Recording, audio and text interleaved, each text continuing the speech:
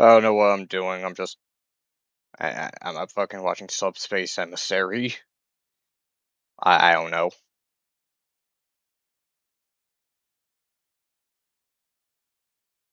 I don't know. This brings back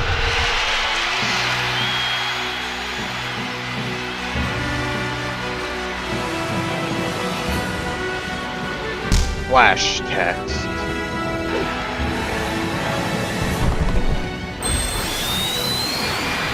Even more splash text. You know, I have to say, I am immensely disappointed in World of Light for just being 5 cutscenes. Like we have an hour of cutscenes, and this is back in 2006. Like, Nintendo managed to make a whole ass story with multiple plot lines all connecting at one singular point with zero dialogue outside of, basic bodily functions, gestures, and fucking observation.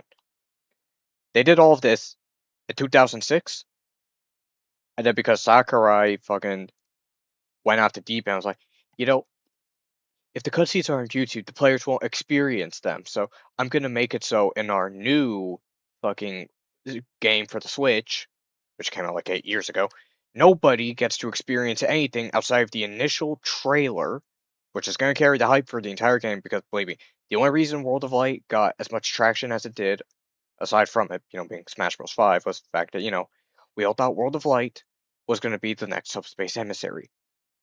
They had that giant like fucking what was it, like 5 minute long cutscene of just everyone staring down an army of Master Hands, which funnily enough takes place right after the end of Subspace, right on this same cliff as last time, and they do nothing with it. They have everyone die, then Kirby Nepo babies himself into being player one again, just like in this game, he Nepo babies into being player one again. And then nothing happens until the midpoint of the game when you enter the Dark World. That's the second cutscene. Is halfway through the fucking mode. And then after like another 2 hours, you're playing Mass Effect 3. Do you want to kill the source of all light and watch Mario die for some reason? Do you want to kill the source of darkness and replay the intro except Kirby can't Nepo baby away this time? Or do you want to kill both and watch every spirit you wasted fucking hours collecting just piss off into the ether? Ooh.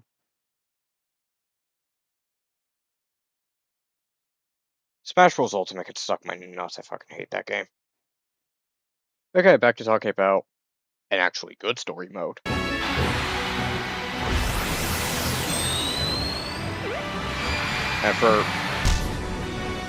And just for anyone who doesn't get this, it's fucking, for anyone who doesn't get it, it's Sakurai versus Miyamoto.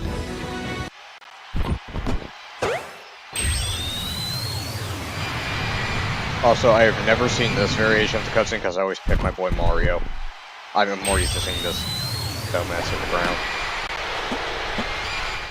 I don't know, I just never liked playing as Kirby. His combos just, I don't know, his gameplay never really felt all that right to me.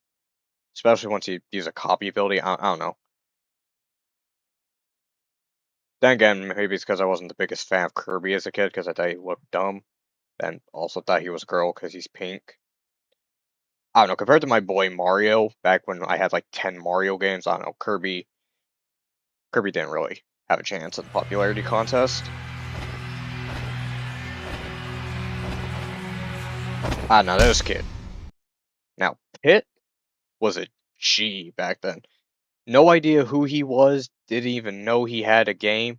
I honestly thought he was just an exclusive to this game. Fucking Pit rocked back in Brawl. Fucking, yeah, with his fucking spinning swords. In fact, his swords also double as a bow. Like, now that was cool. I'm just really ashamed that fucking Sakurai just left his series to die again on the 3DS, which they canceled support for some years ago. So, fucking, he was dead on arrival on the NES and that one game for the Game Boy that never left Europe. that he was brought back for one game on the 3DS, and then that was it. That was it. He was never seen again. He immediately went back into fucking cardiac arrest, back into a coma, which I gotta say really sucks.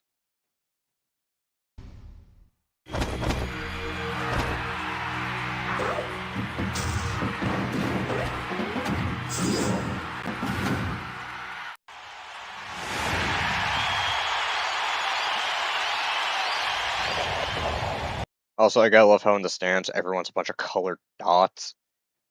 Like, I mean, I get, no one wants to actually model everyone in the stands, but could have at least, like, I don't know, made some paper cutouts of people.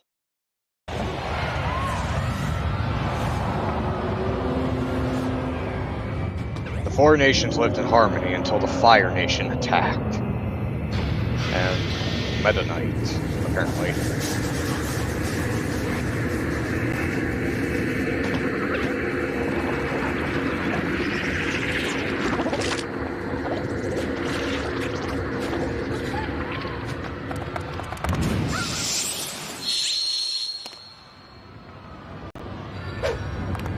Oh, and we have the first pull up. Fucking Mario stands up, Kirby just looks confused. Zelda's maintaining that princess aura of just, this entire expression just screams, this is a waste of my time, so I'm gonna get this over with quickly. And then Peach is just there. But I will respect the pull up, I will respect her just teleporting onto the field, and Peach hitting the Mary Poppins special, just floating down. Yeah, fucking Mario's on point. He's fucking stanced up. He's ready to throw.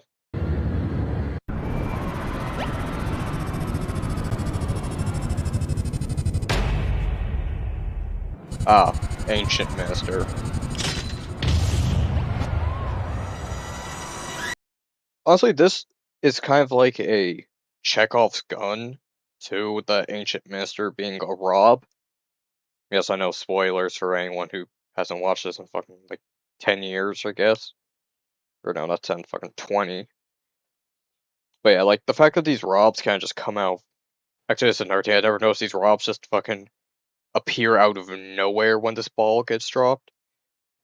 Like, it's just the Ancient Master on that platform. He drops the bomb, and then these two just come out of nowhere.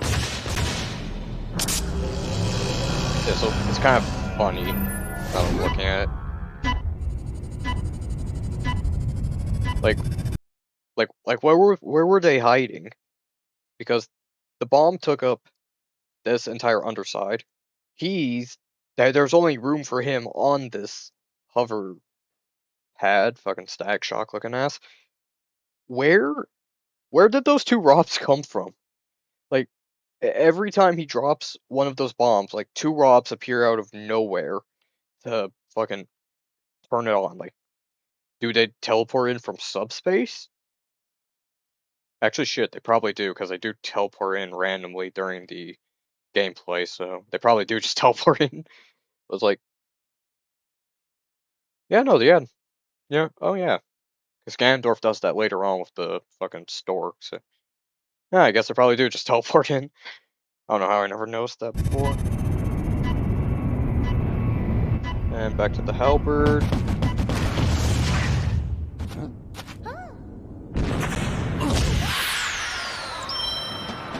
Ah. Now that was childhood me's first devastation, was seeing Mario get boomed off screen with no warning, and then being forced to play as Kirby anyway, even if I didn't want to play as him.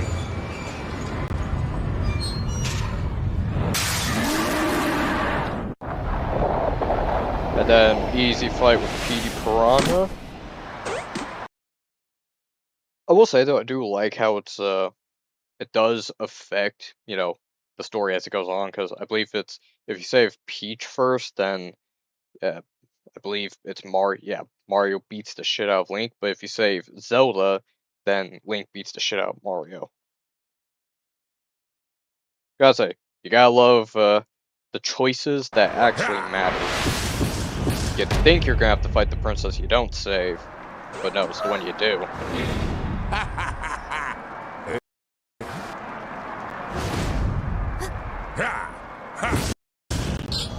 Also, I want to point out how ridiculous this whole thing is.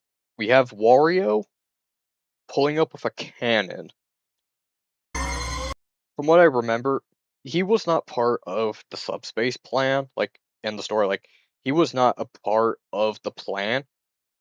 He was just here to start booming people and turning them into trophies just because he could. Like, I don't even think he was getting paid for this. He was just here to fuck shit up because he can. And you know what? I respect that. I respect that. He's just here to ball.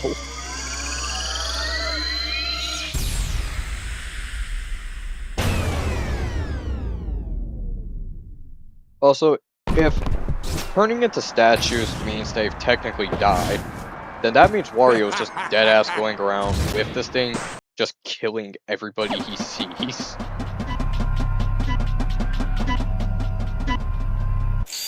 Food for thought.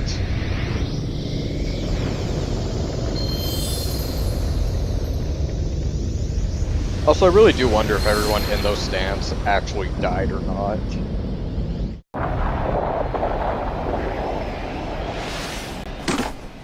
Okay, we know this.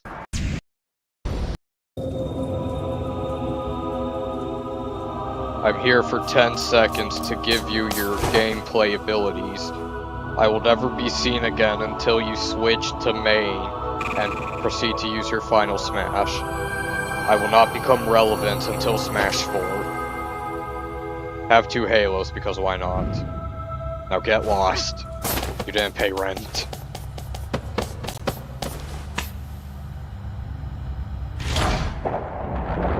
Now this was a very cold pull-up. Fucking deposing into flight. And the music too. Like, man, I am so annoyed they left him to die again.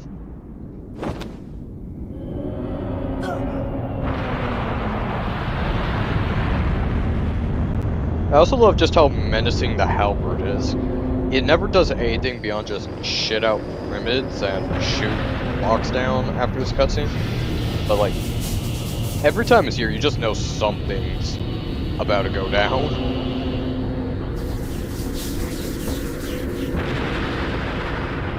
And away it goes. Just like my dad.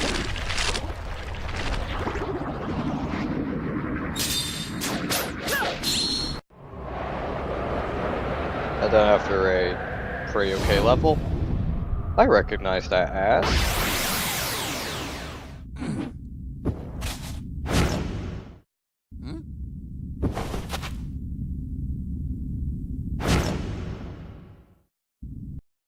I love how it doesn't even show them like talking or anything. Like, they don't even make noises at each other. They're just intensely staring into each other's eyes like you're telepathically beaming the cutscenes into each other's heads, and they're like, yeah, let's go.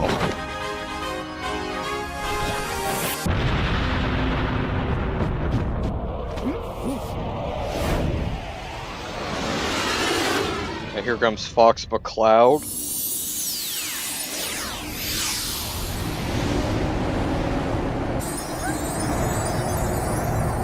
I have no idea how the halberd caught up to Kirby's Warp Star, or how Kirby actually crashed into the halberd. Like, how? You were flying up. Did you just hit a wind draft or something to fly down? Like, how do you bump into this?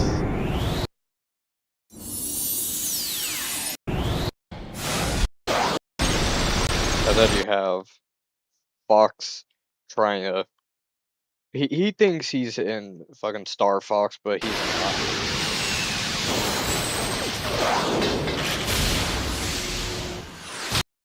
Should hit a barrel roll right here.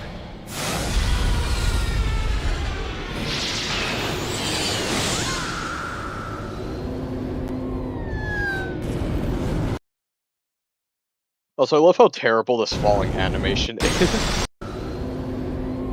Like, after, like, they look so huge in comparison to the halberd. Like, Kirby's the size of one of its thrusters. It just look at the falling animation. But yeah, so the current box score is 0, Tim, Halberd 1.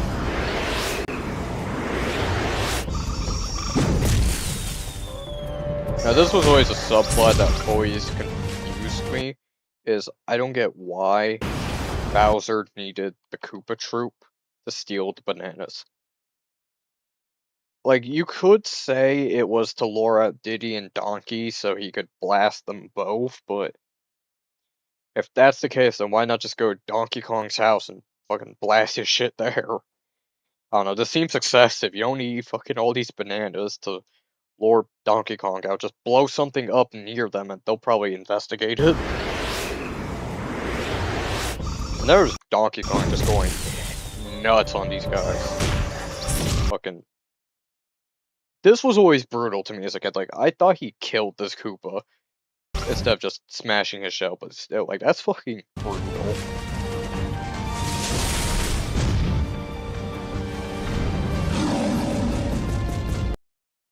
And that roar makes him sound more like a T-Rex or something. Like, I don't know, makes him sound like a dinosaur, not much of a gorilla.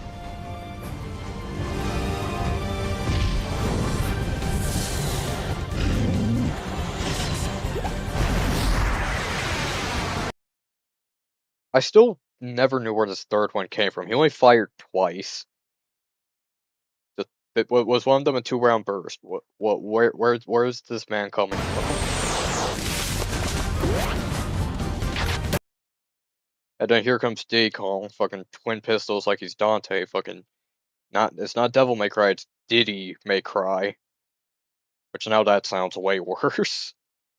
Fucking Devil May Kong, perhaps.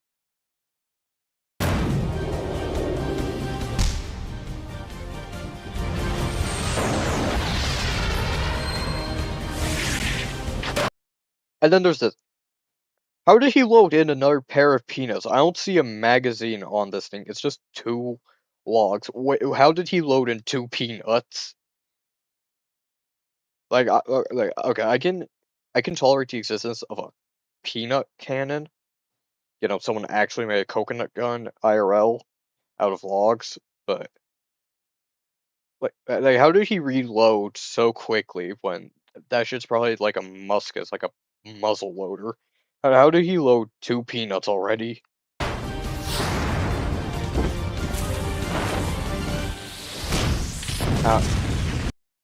You know what, I don't care, this looks hype as hell.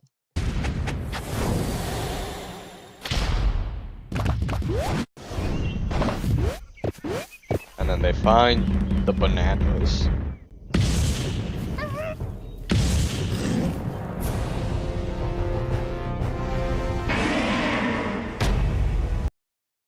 You know what? Now I gotta wonder. If Bowser and Donkey Kong actually properly squared up, who would win? Because I know Bowser's, you know, he's a giant turtle, he's got fucking arms that are nearly as thick as a skull, but, you know, Donkey Kong, you know, DK, he's got one hell of a right hook.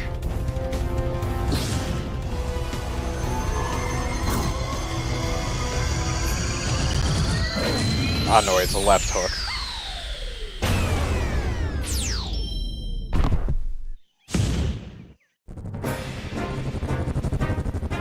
Battlefield, a classic thing. Okay, Mario with the upbeat.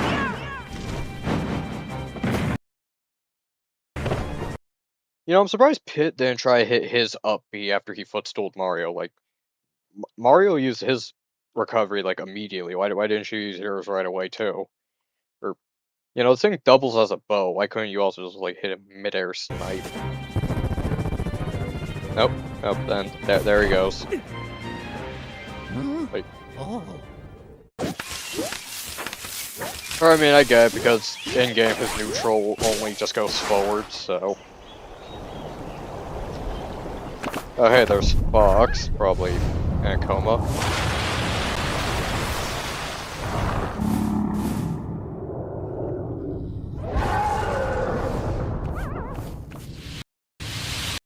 Now this never made any sense to me. Look, okay, I get Pikachu is in this game along with, you know, all the Pokemon and the Pokeballs, but Spear Pillar, but it's like, why is Rayquaza here sleeping in this specific lake? Like, this came around time with Generation 4. Like, it could have had be one of the Lake Guardians or something, or okay, maybe not the Lake Guardians are too peaceful.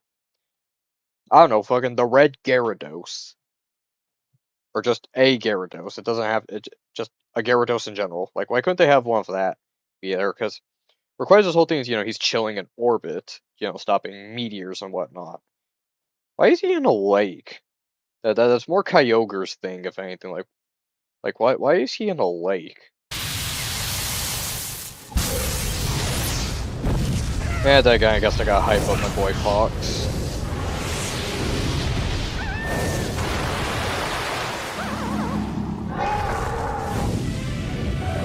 And here comes one of the colder pull-ups.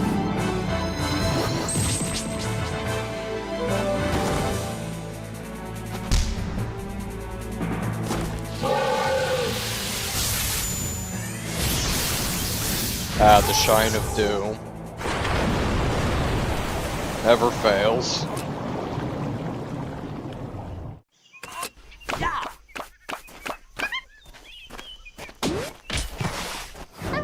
That's a reoccurring joke.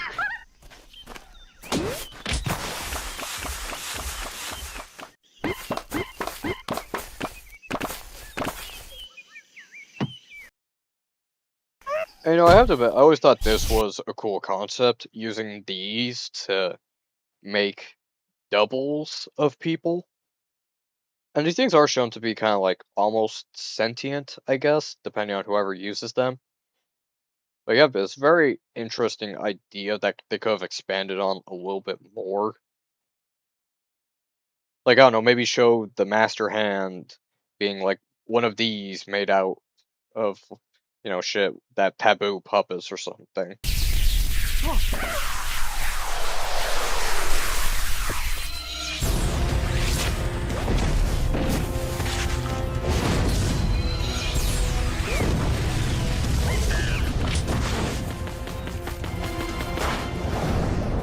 And away they go.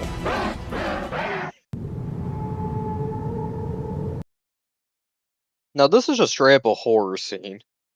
Like, I remember playing these two levels back to back. This is just a horror level. Like, I mean, you got you got a dilapidated playground slash just normal portside town, I think. And the next thing you know, you got a giant stone statue fucking chasing you.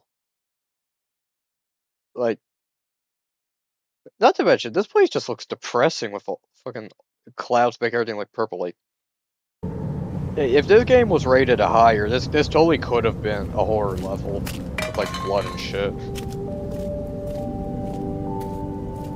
God, poor Lucas.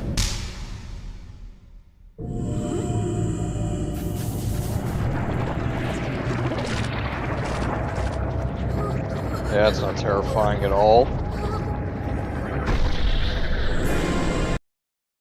This has no reason to be here. Like, I don't know why this is here.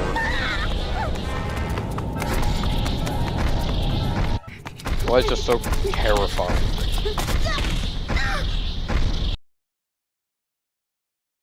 Everyone's made the joke, so I'm not gonna question it. But it's like, how'd you not see where you're going?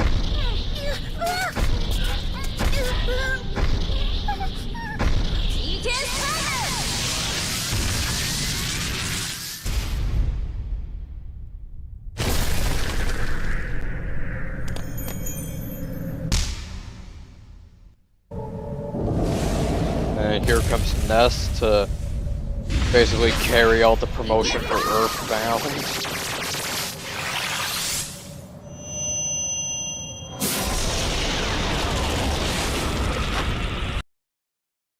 If it weren't for Ness and Lucas, Earthbound would not be a cult classic like it is today. Nobody would know those games exist. Shit, I don't think anyone knew they existed even after Ness made it into original Smash 1. Like, everyone knew Earthbound existed, but they all hated it because the game was, like, I believe, it was just really confusing and pretty hard at times, so no one really gave a shit about Earthbound at the time. I think it was only because of this game when they introduced Lucas, then people decided to look into Mother 3 and realized, oh wait, this is peak? And this creeped the fuck out of me so much. Like, now that I know the context behind it, like, yeah, okay, I get it. You know, he's an immortal man baby forced to use this thing just to stay alive, I believe.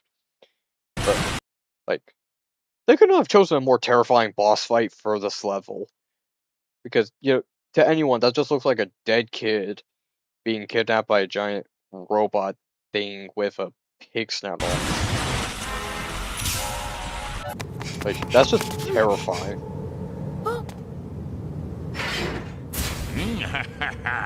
And then here comes Wario here to kill some children.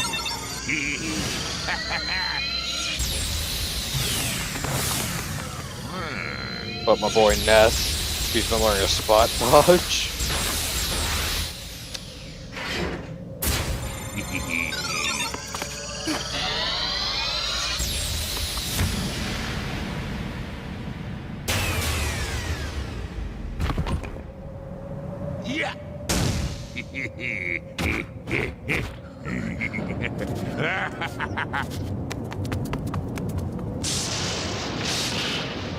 Yeah.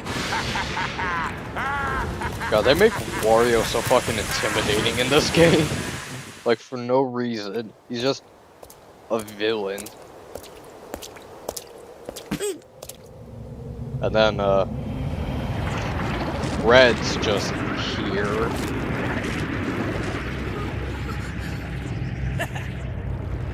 I don't think they ever explain why he's just here with a Squirtle.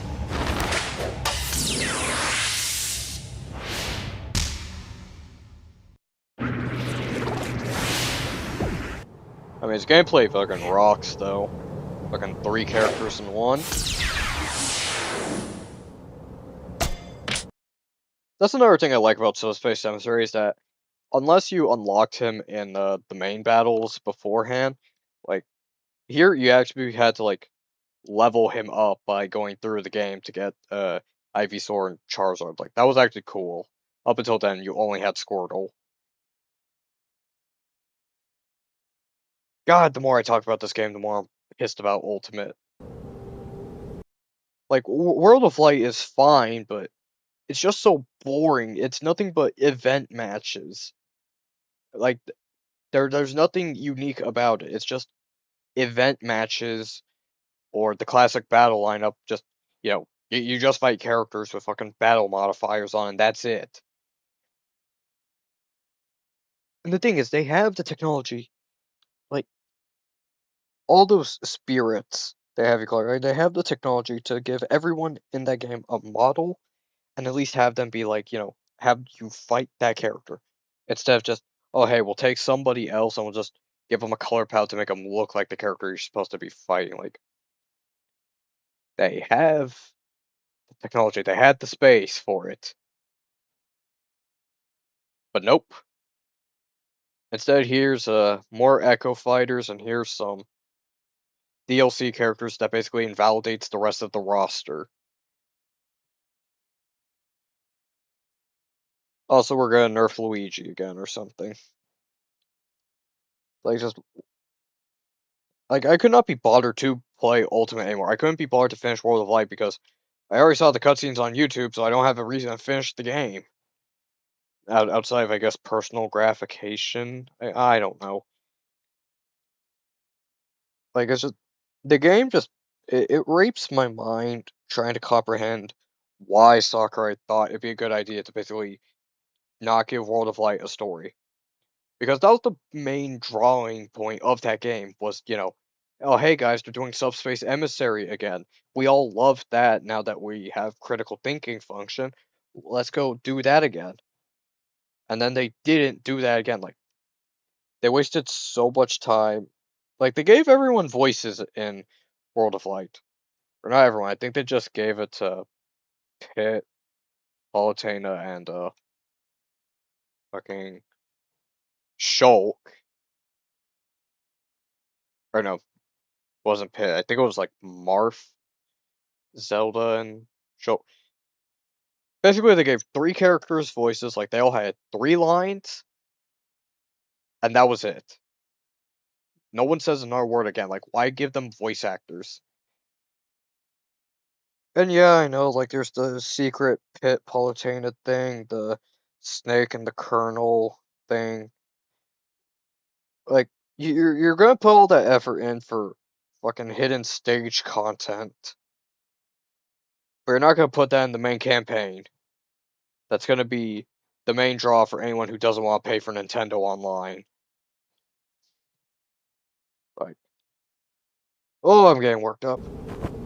I also love how Red was completely willing to abandon Lucas here in this fucking horrifying place. Like, he was just willing to abandon him here. Not even bothering to look back. He was just ready to leave him alone.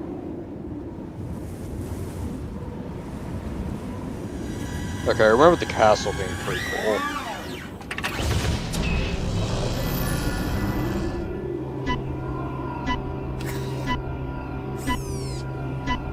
And that's just depressing, the way they close their eyes just as they're about to die.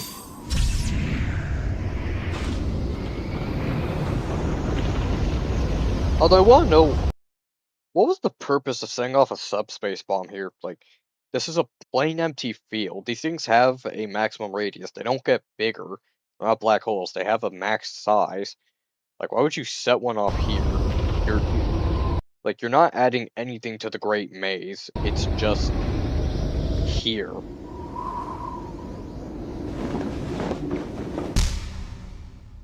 Marth.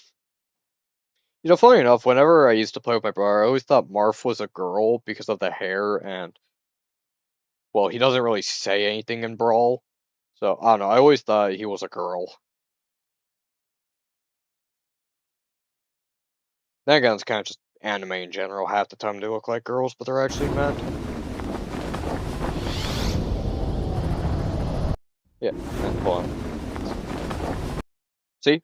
Same size. It's not getting bigger. It's just still the same size. So, he has another bomb. He's going to detonate that at the castle. But this thing is just, like, why is that there?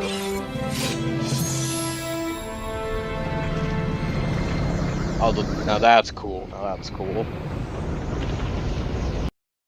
Yeah, no, that entire level, it's still the same size. Like, what? Did Taboo really want fucking like, I don't know, 100 feet worth of just like a perfect circle of fucking dirt? What was that needed for the Great Maze? Like, what is this bomb for? It's not even a fast travel point. And here's Meta Knight. He's probably angry the halberd got stolen. Fight choreography is always cool as shit, though. The fight choreography in this game's amazing. Now that's also like a prime shot. Like, I don't know, the devs were, or the animators were fucking amazing with this game. Like, still, no one says anything, but you could just guess what they're thinking to each other just based off the context. They're like, oh shit, they're attacking both of us? Well then, I guess it's in our best interest to work together. And now they're working together.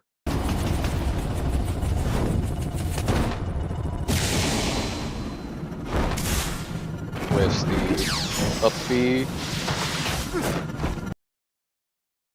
Also, I really want to know, are his wings the cape, or is the cape hiding his wings? Because the cape disappears when he uses his wings, but then when he puts his wings back, the cape's back. So I can shove it. Yeah, see, no cape, no collar, nothing. His wings are out. But then after he gets shot down, like, where does the cape come from? And then here's I King is up B. away he goes.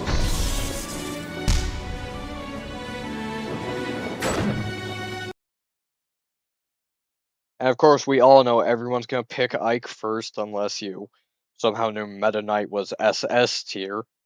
The only SS tier in this franchise. All because of his neutral attack too. Fucking his neutral B fucking eats everyone alive. Great damage, great recovery, great airtime, great mobility, like man, Brawl really was the Nepo baby of Sakurai.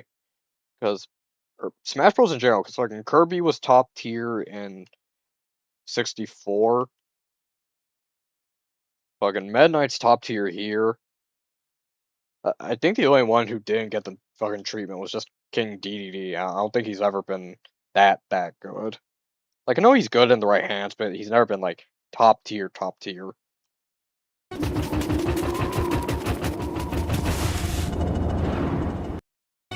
I also just love the Meta Knight's fucking running animation. It doesn't even have like it's not even a cycle. It's just his feet are just snapping positions.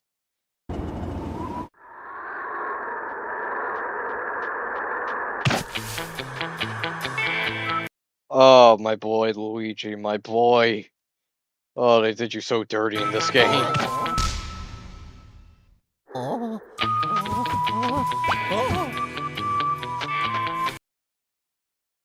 Also, I like how they're whistling the Luigi's Mansion theme. Like that's pretty cool. But it's like, why did they do my boy so dirty? Like at this point in time, he's already gone through Luigi's Mansion. You know, he's fought ghosts. So it's like he's yeah, sure he's a scared boy, but you know he's someone who can hold his ground. And then they just fucking kill him immediately. Like King DDD, I get that you were doing this as like you were helping him in a weird way later on, but like, couldn't you just talk to my man? Like why'd you have to fucking break his spine to get that point across? Like, why'd you have to break his spine? You could have just talked to him.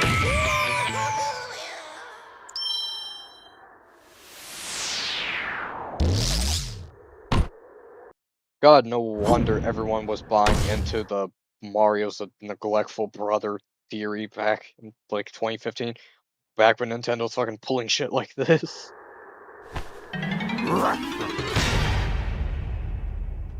Also, so I guess, yeah, I guess DDD also kind of just nepo babies here too, because you know he's got the plot armor devices that let the last act of the game happen. So, yeah, huh? I guess the Kirby character, I guess just the Kirby cast here are just fucking Sakurai nepo babies of this game. Oh?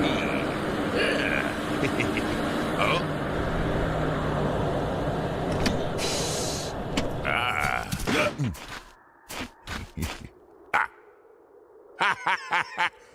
I love how Wario just doesn't question why Luigi's statue is here. Like, just, oh, I guess that loser must have died while he was walking or something. And then DDD just carjacks him.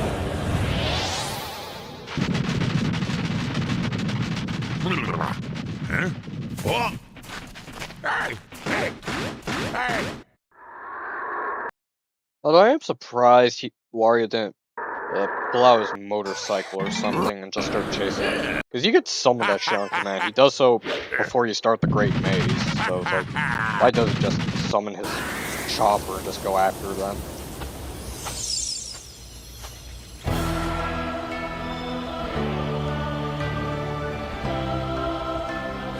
And then here's Yoshi randomly sleeping at Forest. Here's Link with all three Triforces. Somehow. And he gets the Master Sword. Well, that thing would have been pretty funny if they had us use like the training sword or something before finding that thing.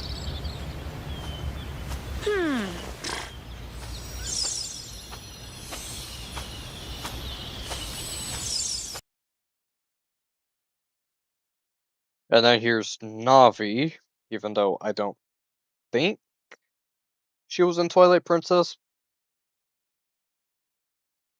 would have been more fitting if it was Midna, since, well, this is Twilight Princess Link, they have Twilight Princess Zelda. Which I have to admit, it's kind of funny that they have, their Twilight Princess designs when I believe, like, Skyward Sword was just around the corner, and they could have used those designs instead. Actually, I can't tell if this is Link's Skyward Sword design or not, because they look really fucking similar. But they could at least use it for Zelda, would make her look less awkward. Ah, who am I kidding? The fucking snakes in this game. And Yoshi's just chilling. I just love it. He just wants to take a nap, but he just gets dragged into this shit.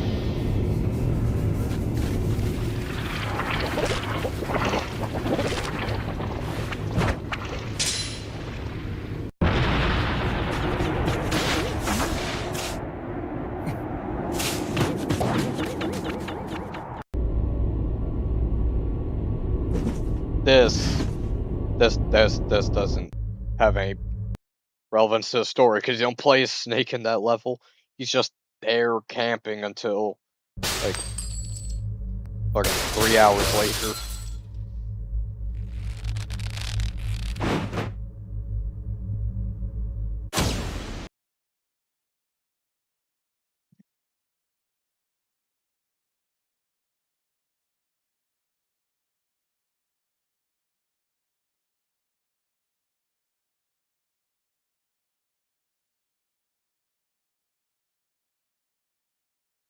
For those of you in the audience wondering, yes, these ass shots are absolutely integral to her character. That's also absolutely integral to her in a skin suit, because why not?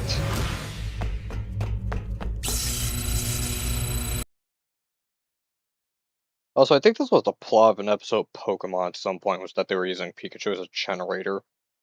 I know he does it a lot willingly, but I think there was like one episode where they were harming him as a generator. I don't know, I haven't watched Pokemon in a long time.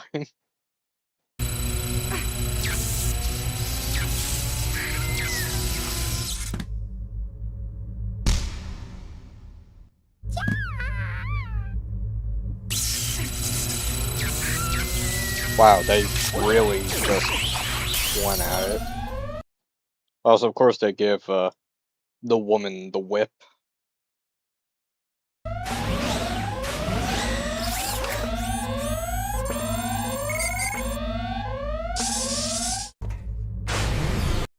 And the best part is, I... Hmm, I don't know, I don't think I've ever found this level enjoyable. I don't know, it was a bit too slow. I wasn't really a big fan of Pikachu's moveset.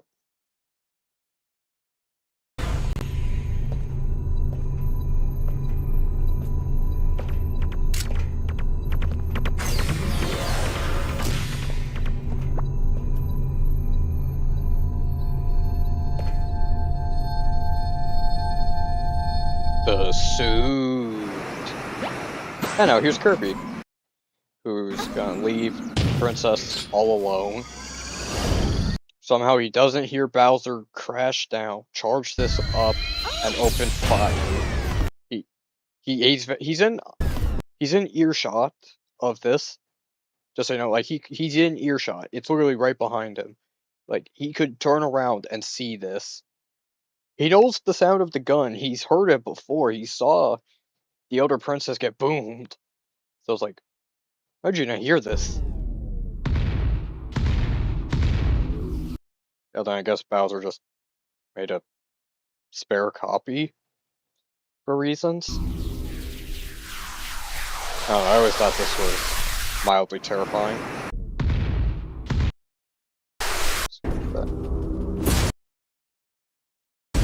Also, there was something really hilarious about seeing this skinny ass princess just carry this around.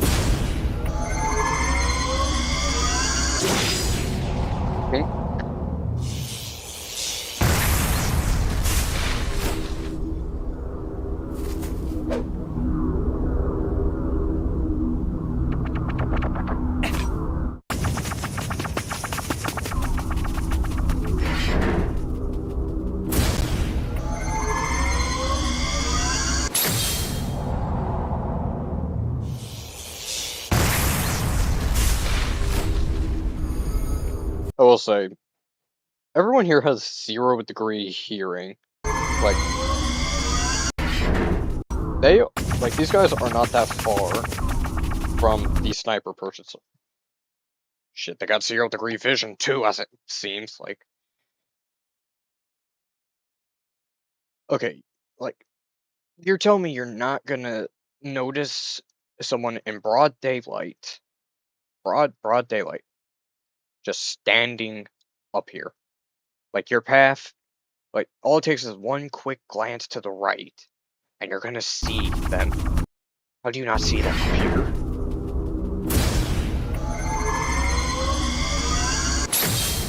Or hear the explosion at that, like, how do you not hear that?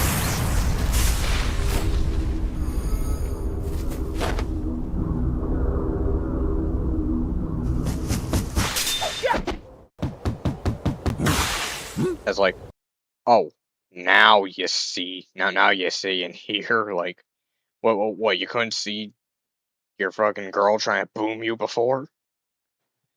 Who cares, I always thought this cutscene was cool.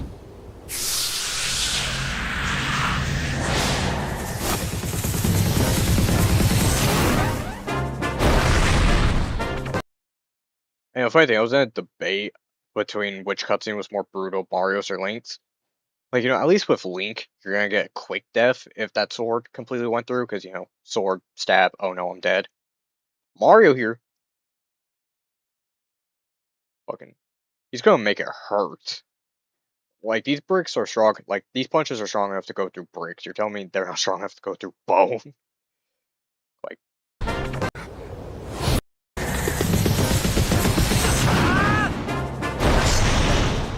that would fit fast and clean. Mario's gonna make it hurt.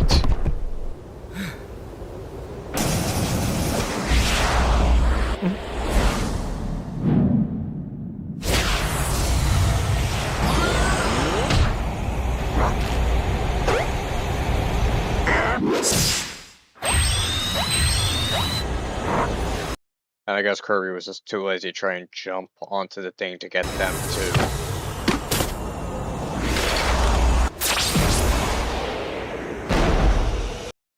And no one's doing anything. No, everyone's just watching.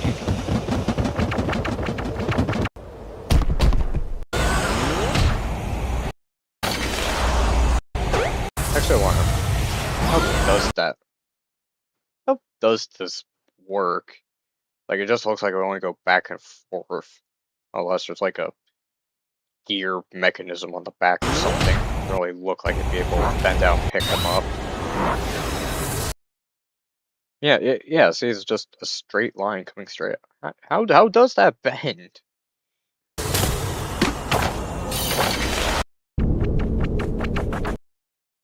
Or I guess maybe there's something in it that lets it turn, but don't want to call that turnable. I'm just overanalyzing a fucking 20-year-old game.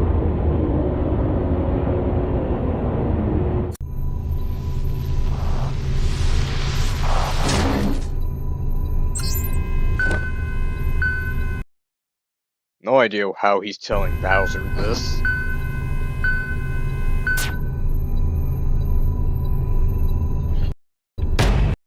Also, I gotta love how they put Ganondorf as the boss of Bowser. And yet Ganondorf is the worst character in Brawl. Like, how are you gonna put the worst guy in charge of arguably the better fighter?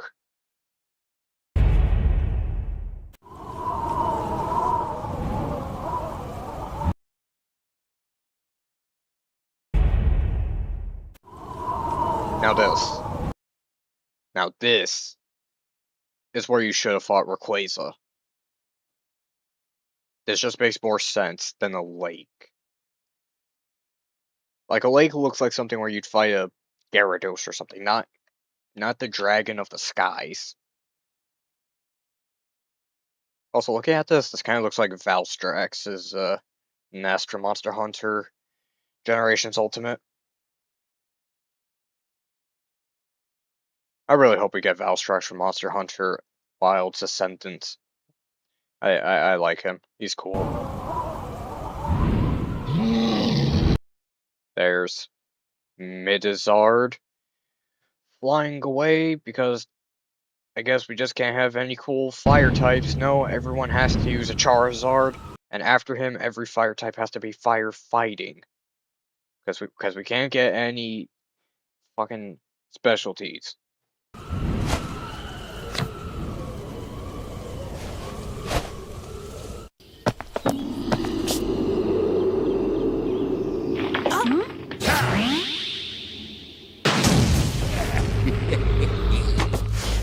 And now, Wario tries to jump 2 kids again.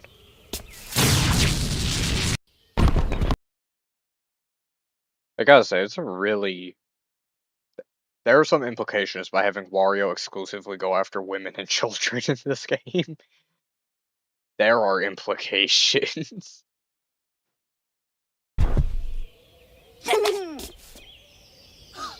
We kill the man. But where's my friend? Don't worry, kid. First things first, dragon.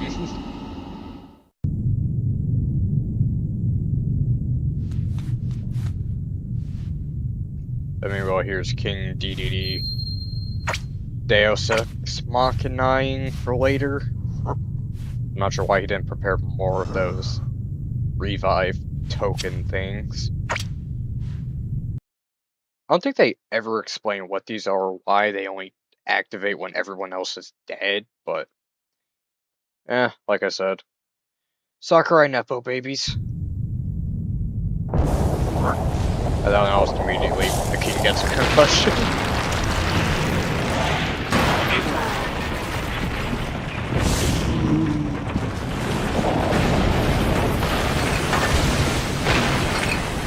Like, Jesus. How'd they even know they were here?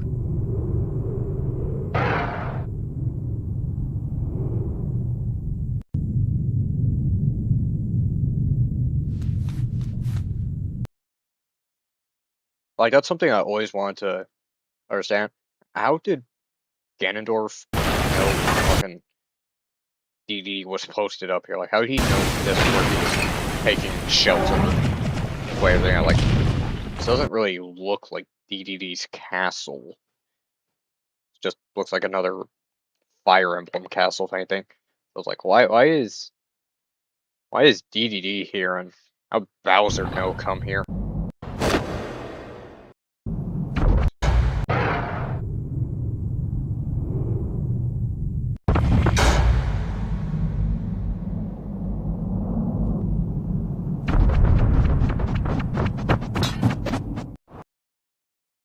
You know, I gotta love how nobody actually bothers to check the debris to see if there's anything here.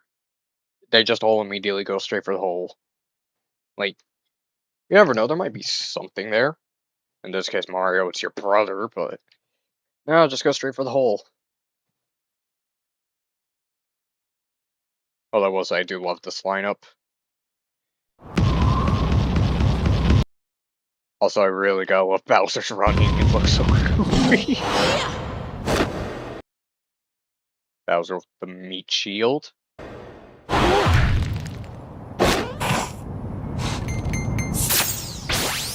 course, Pit don't care, that's not his girl, he's gonna kill her.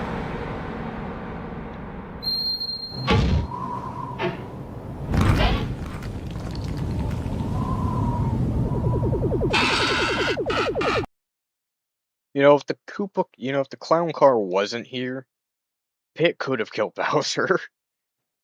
And potentially Peach. Like, I think that would have been fucking hilarious.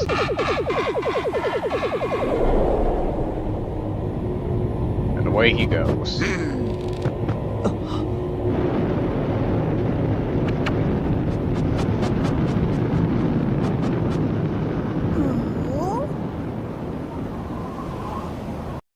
This is foreshadowing.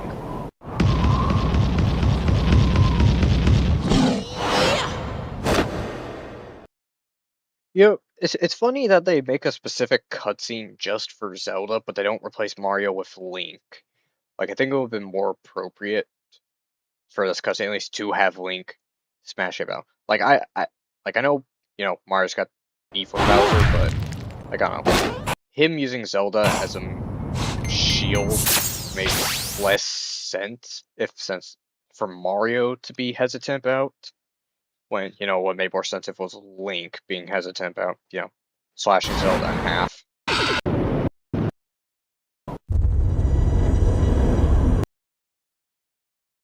Oh no, wait, that is DDD's castle. What the hell? Why does it look so depressing? Normally his castle's like in the middle of the plains and it's got color. It's like made of orange bricks. Why does it look so evil here? Like, huh. Like, I always thought this was just another Fire Emblem castle or something. No, no, this is DDD's castle. What the hell?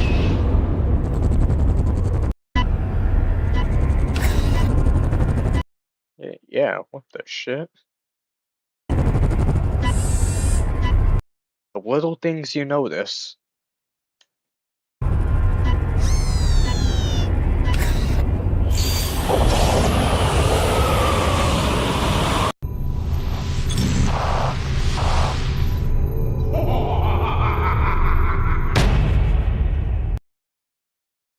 Also, I get that, the Master Hand is supposed to be the subspace emissary.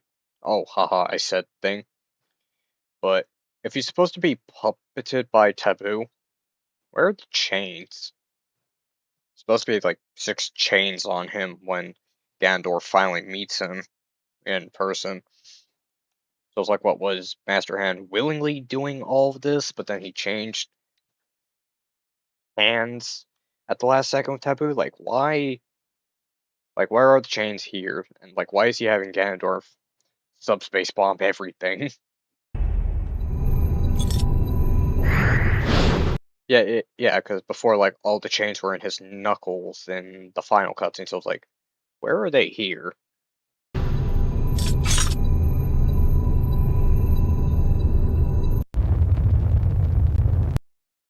And I guess that roaring earlier was just Charizard killing Ivysaur, then he's just chilling there.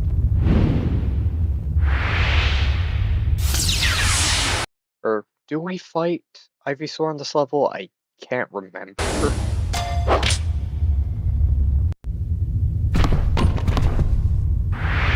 Okay, yeah, no, I think we just find Ivysaur just sitting there. Because, that's beating Charizard.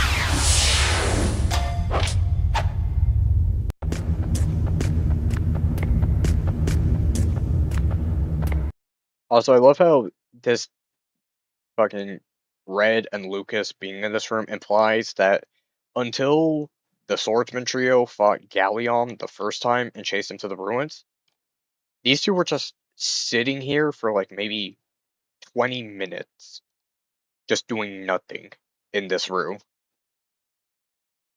Either that or the Gallium chase happened at the same time as them entering the temple.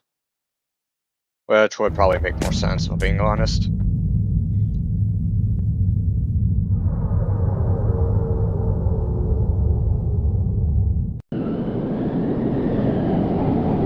Yeah, because with how it's narratively framed, like, it makes me think that the swordsmen were chasing down Gallium, like, after Red and Lucas arrived in this room. But then again, it could also be the second they entered the temple was also happening around the same time as this. And with Mario, Link, Yoshi, Pit, Kirby, like, and that whole thing was happening at the same time as this. Because they do show up on the cliffs afterwards, so. I miss when stories were this complicated.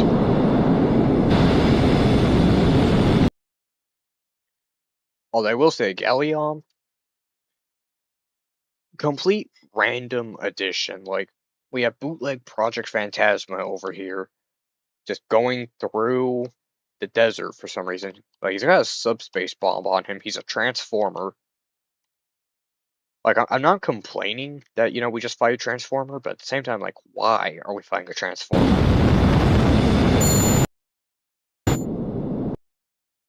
And I also find it really funny that 4 or 3 primitive-ish swordsmen are the ones fighting him. Oh, it's like Monster Hunter. You're fighting a giant. Actually, no, it's basically just Monster Hunter Wilds. You're fighting a giant robot with technically primitive weaponry.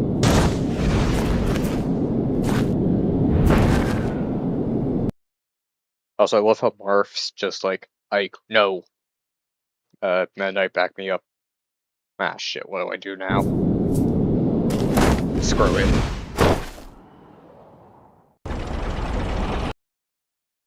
And then I guess Gallium knew these three were chasing him because he just parks here. Like, I don't get why is he parked here? The whole thing was, we're chasing him through the desert and he keeps going. So like, why is he just parking here? What was he gonna boom this entire desert with a subspace bomb and just now there's another desert in the Great Maze? Like, why is he here?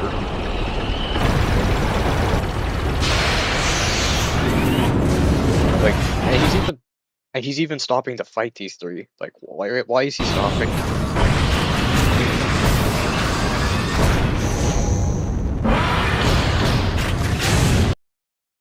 Also, my God. See if I can back this up a bit. That core does not look very stable. Like, that should not be able to hold him up in the slightest. Like, that's like maybe fucking 2 feet of metal at most holding him. Like, that's barely the same thickness as his horn. How is that holding his entire frame up?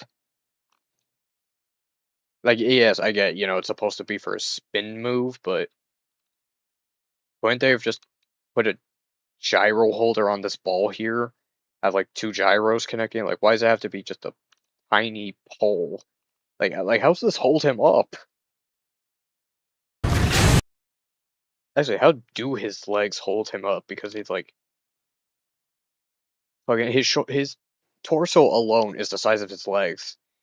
Pair that with the arms and the missile launchers and his head.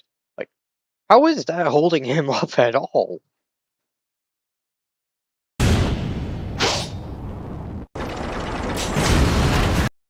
Well, I will say, oh my God, it's even thinner. Oh my God, it's even thinner under the sphere. It's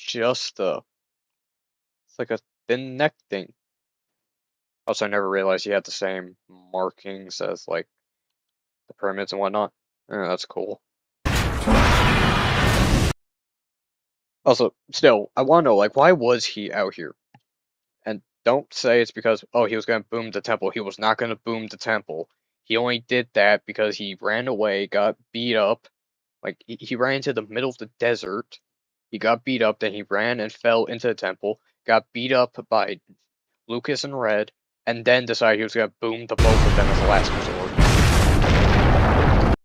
Like, he didn't even mean to fall in here. This was just an accident.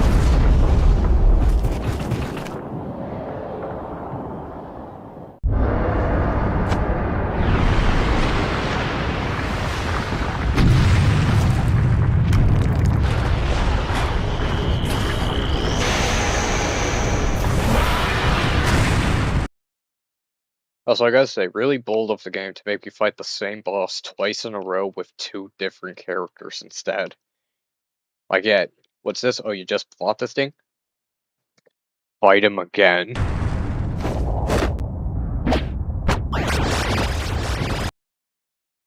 Also, I gotta love how Lucas finally has confidence from hanging out with Red, so now he's finally decided to pose up.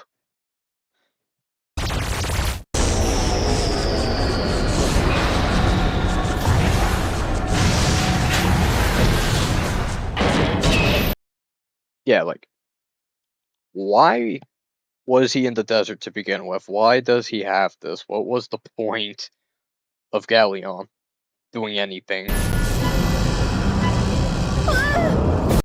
And why was he already at 15 seconds?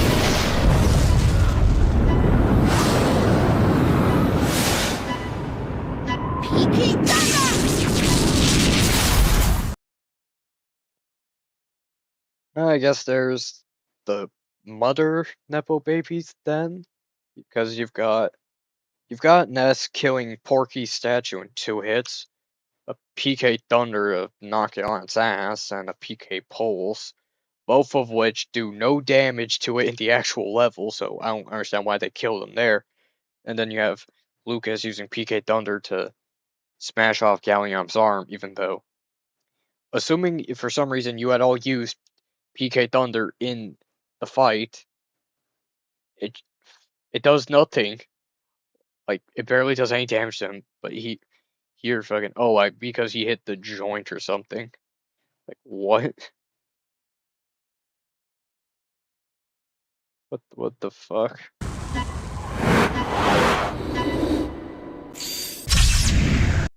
And then there's just exploding at the top of the mountain, like, I guess this subspace bomb is just bigger?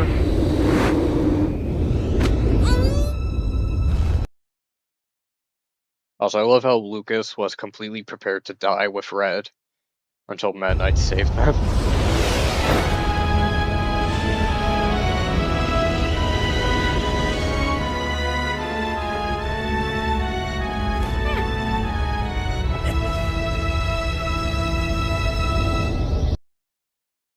Oh no, it doesn't get bigger. No, it doesn't even swallow up the rest of the temple. It's just there. Then how the fuck do we fight Gallium and the Great Maze down here? How do we... This game makes no sense sometimes. Like, if they had shown these things, like, getting bigger to fully consume the areas that you're playing in, like, that would have made more sense. But it just doesn't make sense here. Like, what was the purpose of detonating in the air if, you know, you're not even gonna consume anything subspace?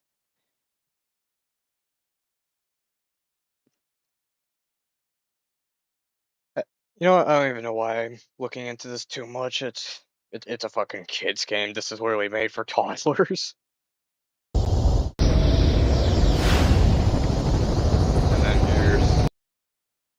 And then here's the biggest showing of a lack of media literacy ever.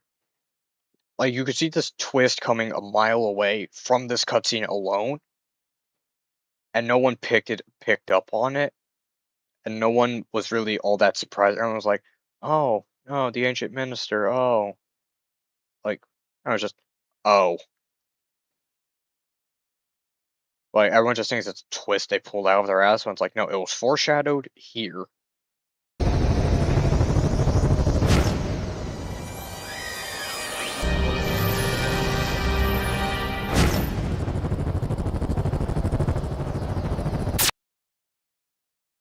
Also, I just realized his whatever the hell these aren't actually connected to his cloak. Look, I'm also a part-time modeler, okay? These small details kind of irk me at times. Oh, now Pit remembers how to use his bow.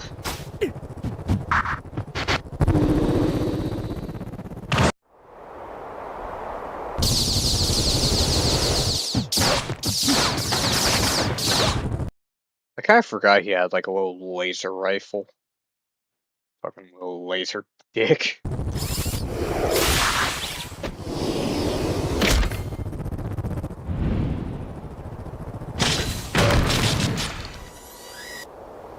This is depressing.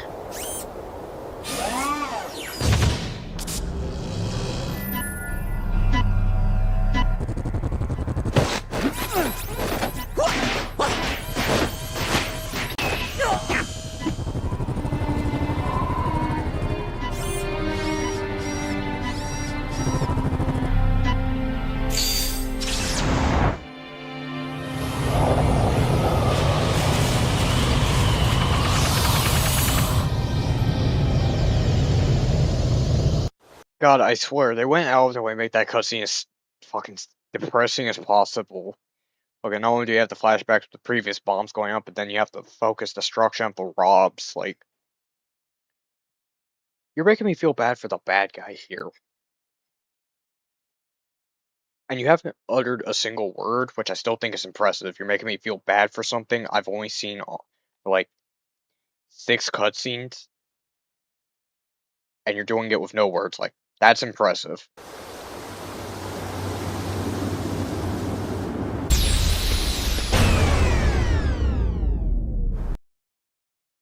I am not as impressed here. How did they not see that? It was right in front of them.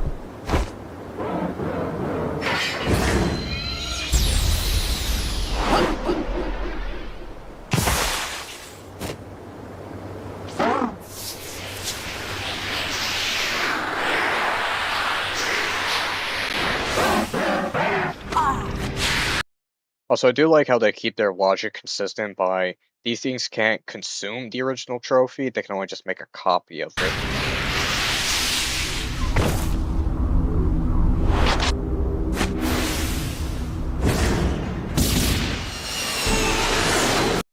And then instead of booming Bowser in his R-Wing, Falco...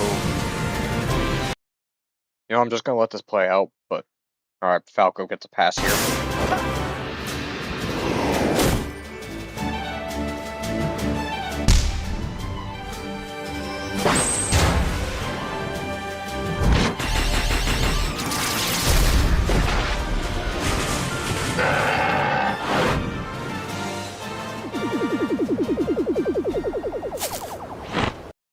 Yeah, okay, Falco gets the pass here for that side B into neutral spam, which is funny because, as anyone who's ever played Smash knows, Falco's lasers do more damage than Fox's.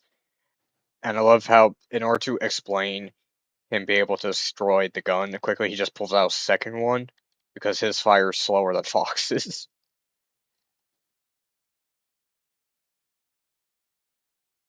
So needless to say, they went out of their way to really hype up Fox and Falco, even though fucking the last game they had was Star Fox Command, which had the series die out in a whimper until the Wii U, and then they just remade Star Fox again. That's another thing that annoys me is that everyone says it's a Star Fox 64 remake for the new game.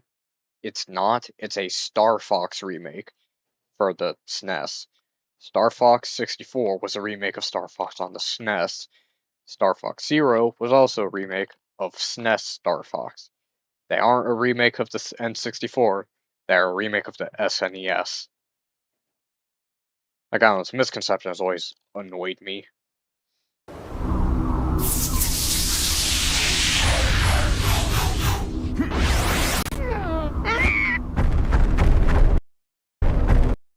God, that must be some shit to wake up to.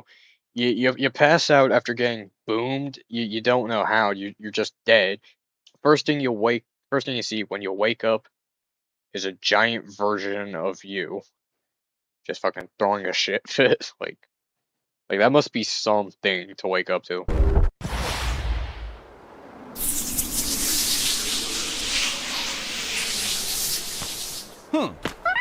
Reoccurring gag.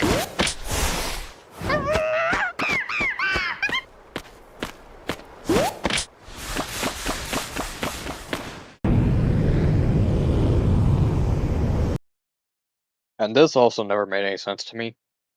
Why do they need an entire escort platform just for Donkey Kong? He's in chains. Why is he in chains? He's a statue. He can't do any damage. Like, you could say it's to keep him from falling off the ship, but not. Or if someone turned on his statue, but it's like, okay, then why not just put him in a box or something? Let's just put him in a crate, have that tied down, and voila. Like, why do you need to chain the wrists and ankles of a statue? I'd have a special platform just for one statue. Because, like, Bowser doing his pickup jobs, like, those are always personal. Like, you know, he always carry, like, fucking when he kidnapped Peach/Zelda, you know, he personally escorts them on his clown car. This is, like, the only statue they've ever captured, aside from the princesses, too, by the way. So it's like, why didn't they get, you know, this special fucking ship for transport? It's like, where did they even pick up the, like, how did they not have Donkey Kong on the Subspace Factory by now? It's been at least, like, an hour since Bowser boomed him. Like you're telling me they just got around to transporting DK? Or what, did they have to go across the entire continent? Like, if that's the case, well, you're going in a straight line, so it's like, why do you need to have this happen now? Like, wouldn't Bowser have pinged his location immediately? Because Donkey Kong's statue wasn't there either when Diddy and Fox went up to go kick the clone's ass by the banana pile. Like, he wasn't there. So it's like, what did it genuinely take you guys this long to transport the statue over there? Although I guess it could also be seen as we're jumping back to after that point where they destroyed the Bowser clone, and like we're that point narratively, and then when Bowser runs away, that's him going after Peach and Zelda at Dee Dee's castle instead. I guess it could also be seen like that. Huh, I never saw it that way.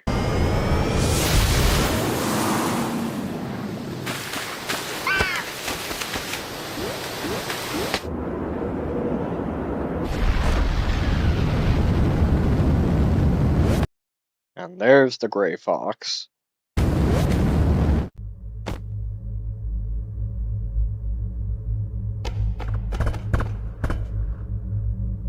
there we go, Power Suit.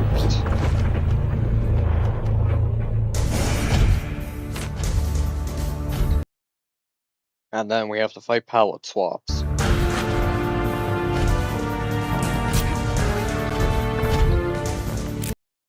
Yeah, I find it funny how this thing doesn't actually have an official name, it's just the Power Suit. Like, no, the space suit and the Varia suit, these aren't actual suits, those are like modifications to the main thing. It's just the Power Suit. They're like upgrades for it. They should really give this thing a name at some point. Or maybe there is, I just haven't Googled it.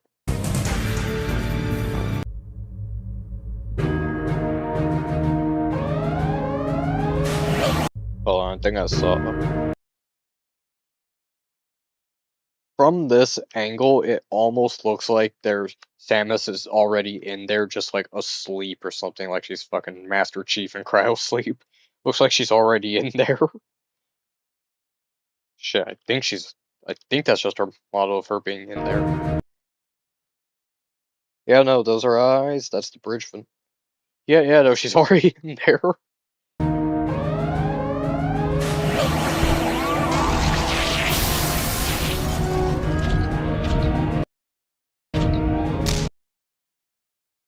Oh no, wait, that's just the glass texture. Okay, it looks like a face though.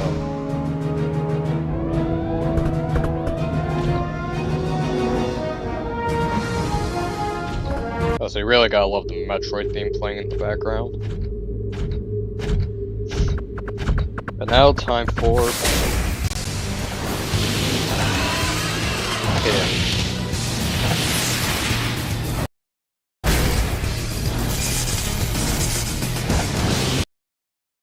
I gotta say, they really had to pull some strings to fucking get Ridley into Ultimate. Like, okay, so I guess you could say the Ridley in Ultimate is the one from the original Metroid on the NES, because that one was all, because in the original Metroid for NES, like that Ridley was like super tiny, like it's barely taller than Samus. So I guess it would make sense that he was shrunk up, but like, I don't know, in every other piece of Nintendo media revolving around Metroid after that, like Ridley's always been huge. So it doesn't make sense that they had to shrink him down just to put him in Ultimate. It's like, why Ridley? Like, why couldn't we get like a Chozo or something? Maybe like Psylux from Echoes or something. They really love to try and do something with him.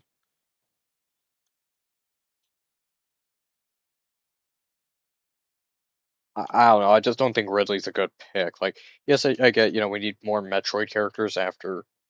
Well, we have Dark Samus, but that's just a literal palette swap for Samus. I don't know. That guy feels like the Metroid universe just hasn't really been expanded all that much. Like, I don't know, maybe they could have just given us a space pirate or something.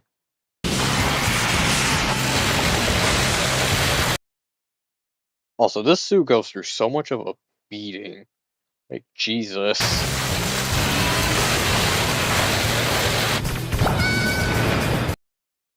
Pikachu used Thunderbolt. It was super effective.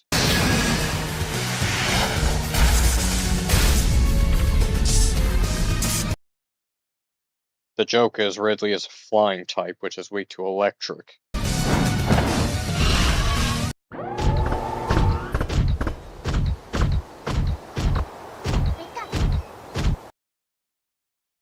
And now they're on subspace, on top of the subspace factory. That just has a temple here for some reason. I don't know. This temple's just here with no real explanation.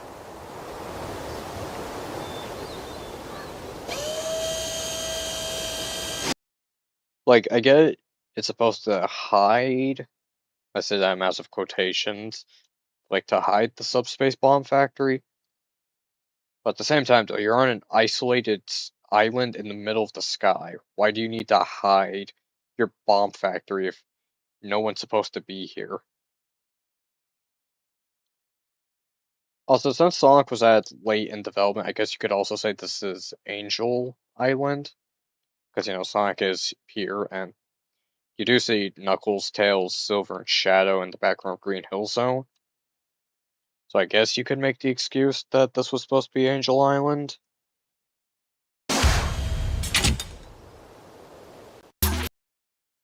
Also, I love how deadpan Pikachu is. Like, Sam's just like, oh, there we go. And Pikachu's just fucking blank. Not a single thought in that empty ass head. I was like, I'll say, this one Rob is tough as shit. If, like, there's multiple purple Pikmin, which all hit like trucks, and, you know, you got all these red, blue, and yellow ones everywhere.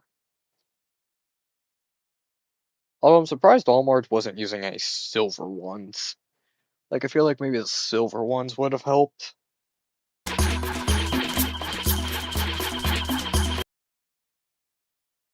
Then again, this is also, you know, pure functioning metal, so maybe, like, they wouldn't have been able to take it down regardless.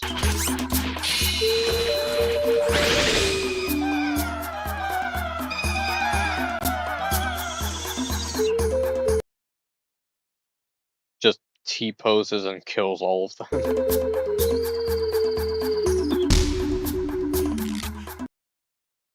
I don't really get why he's here, like, why Olimar's here.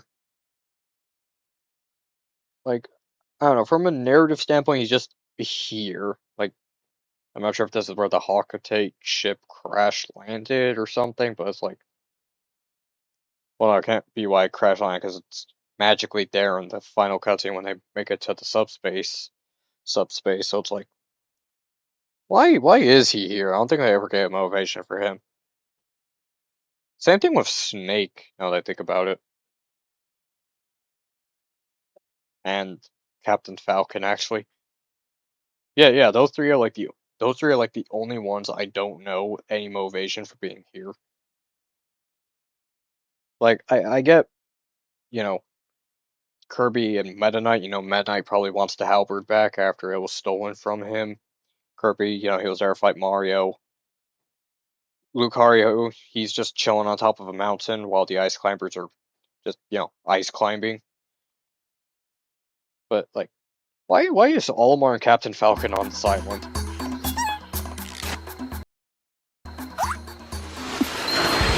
Like, especially because Captain Falcon's a racer. Like, that it's not exactly like there's an F-Zero Grand Prix going on, so it's like, why is he here?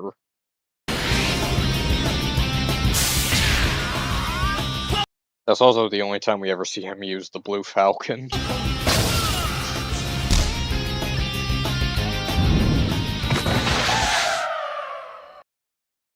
And he killed all those Pikmin. I get they're easily replaceable, but still.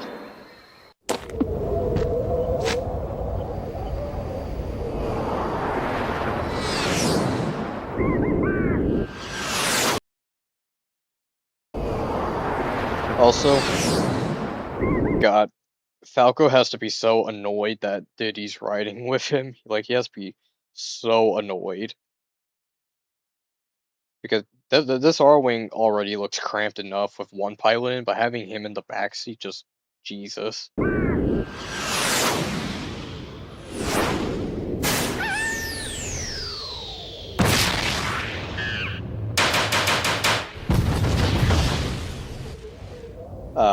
Just like American elementary school, you arrive equipped with a jetpack, opening fire.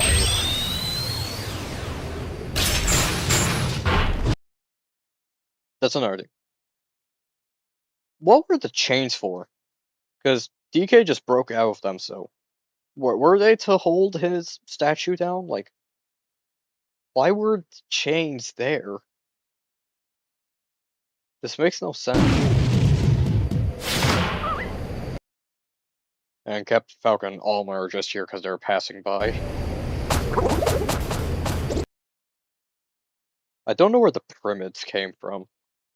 Like, where are you jumping? We're over water. This thing has no undercarriage. Where did you come from?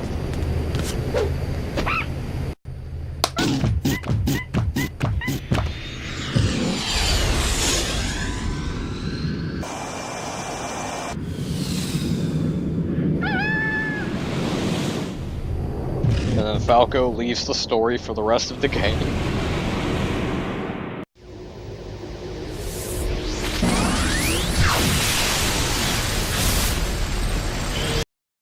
Also, I gotta say, the Grey Fox really does fucking shit against the Halberd, like, holy hell.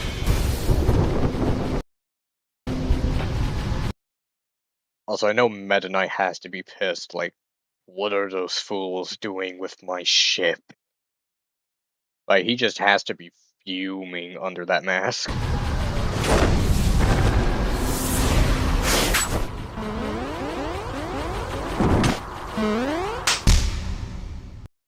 These two are here because why not?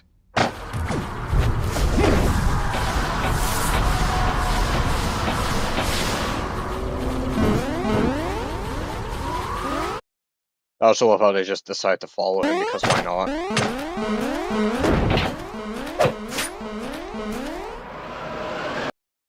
But then Lucario's just here aura farming because Nintendo had to push him out as the cool new Pokemon.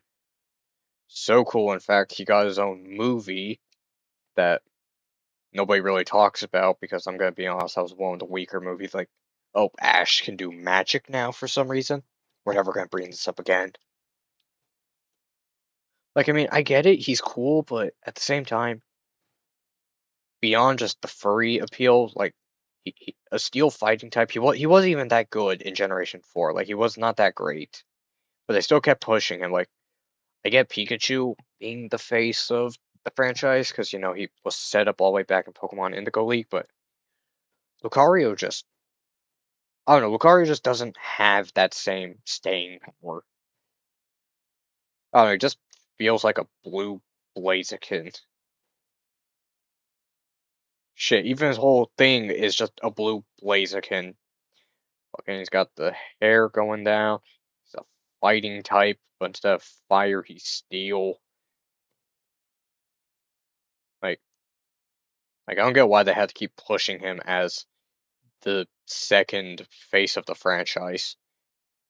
Like, I was already taken up by Charizard and anyone else who knew the Gen 1 starters, so that's like 4 spots right there. Like, I don't know why they kept pushing Lucario as the cool kid.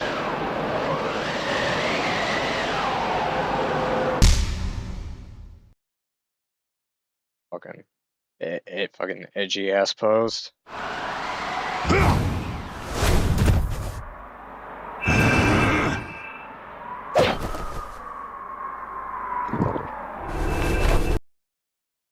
We are going to 1v1 for no reason. Fine by me. And those two don't do anything, they just watch.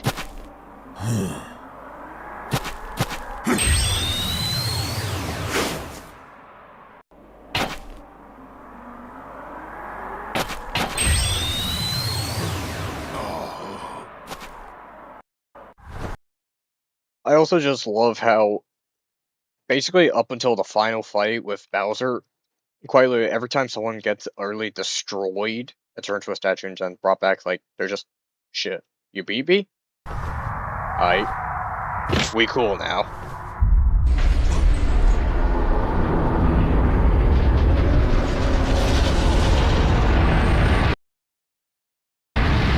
Also, what I want to know is, how did the Halberd manage to harpoon the Great Fox? And why are they carrying it against the undercarriage? Why are they carrying the Great Fox with them? Or they're just gonna pull up to Taboo and just like, here, we brought you back a robot, a fox, a hare, a toad, and a falcon. Like, what is the purpose of carrying the ship? It's not even a tactical decision. Like, it's not even a good decision. It weighs them down and lets them crash into the iceberg because it's too bottom heavy. Like, why are they taking this with them? Like, they've already proved the Helper is the superior ship, so it's like, why are they taking this thing with them? Or is this a show of force where they're trying to slam the Great Fox into this iceberg? Like, why is this happening? And judging from the Minovsky particles here, like, what, were they trying to make a shadow copy of the Great Fox? Is that what they were trying to do? Ice climbers are just dead.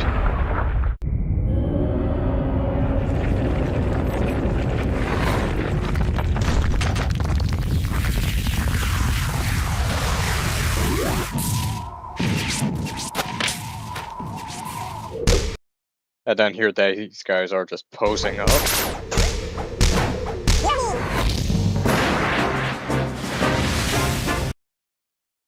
Now this is hard as fuck. Like, this is hard as fuck. I don't know, every time you have something regarding D5, like, the pull-up game is always elite. Like, I don't know how you can ever top it whenever these guys are on screen.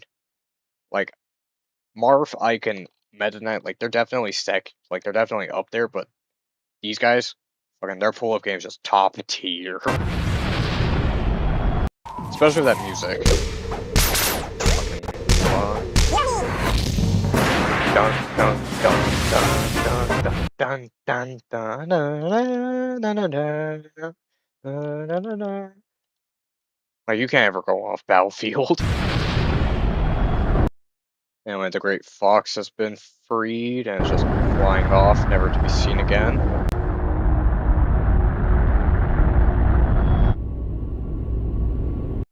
And finally, the Chekhov's gun we set up, like,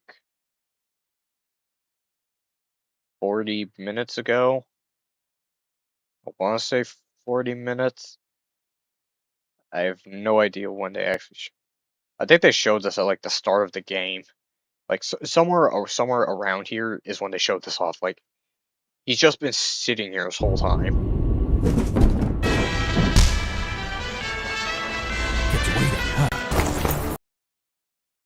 And that's the only line he'll ever say in this game. But I do love this cutscene.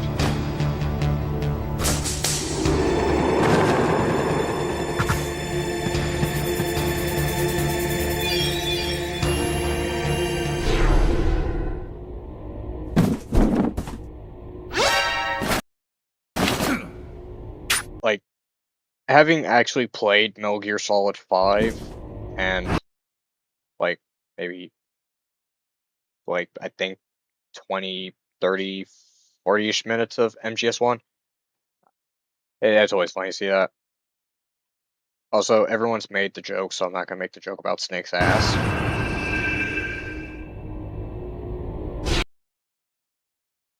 Wow, they gave Lucario the power of 2 eyes.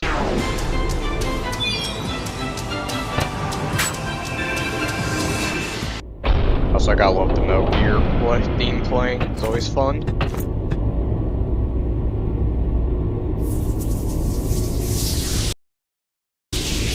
Wait. Are these piranha plant cages? What the hell? It's like it's made out of fucking piranha plant bones or something. What is this? It looks so creepy too. Like put the teeth back at least. Just taking out the teeth like that. That just looks so creepy.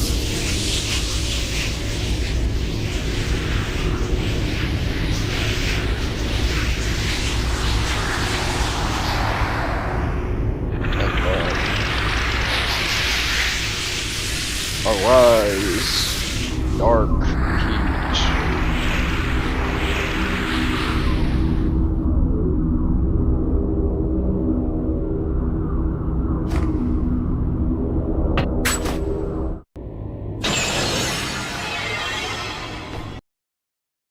Now, I wonder who brought down the cages? How did they bring the cages down? Like, is that bullet? Is that a sword slash? Like, how did they bring these cages down? Like, it can't have been a sword slash because, you know, there wasn't the arc behind it like there always is every time a sword fight happens. And there wasn't a bang, so it wasn't Snake firing off a pistol. So I was like, how did they get these cages down?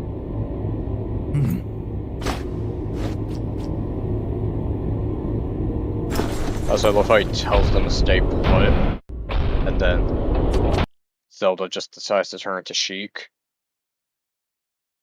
Which I guess it makes sense why everyone, like, even then was still confused that Zelda is Sheik, because, well, they're just using the Ocarina of Time Sheik, which is blonde, which back in Ocarina of Time, Zelda was also blonde, but in Twilight Princess, she's a brunette, but Sheik is blonde, so it makes sense why everyone's still confused, because it's like, you know, if you're gonna update her model from Ocarina of Time, at least get the hair right, and because not everyone who's played Ocarina of Time is gonna know this reference.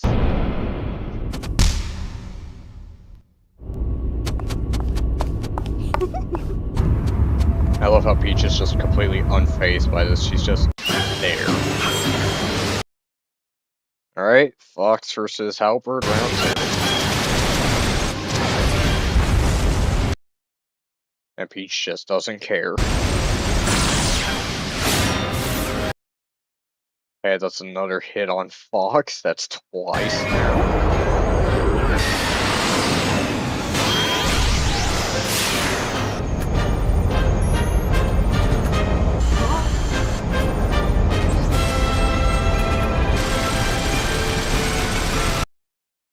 I don't know why Peach thought sitting under an active bombardment is a good idea, like why she's just strolling here. Also, I have no idea how this claw thing would actually work, like, that's just two nuts and a bolt. How is this even holding on? Like, there's nothing holding it in place. How is this not flying off? Like, there's so much detail on everything else, like, they couldn't have just made, like, a little spool or something for this?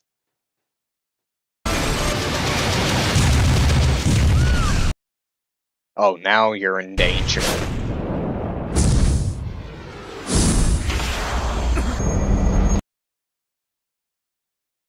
That must be so terrifying, just seeing someone standing on your jet canopy before just...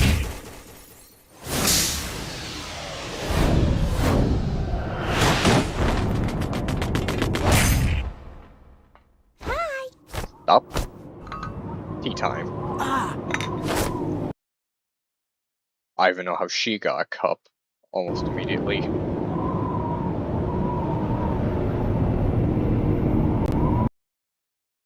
Still one of the way better levels in Brawl, just as one of the background stages. I don't know, I always thought the cannon was cool.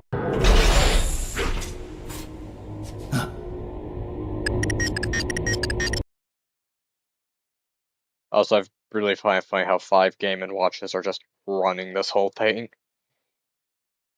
Like, if we're not counting all the pyramids and all the subspace enemies in there, they just all just kind of... Like, it makes you think that this entire thing is just being run by multiple Game & Watches.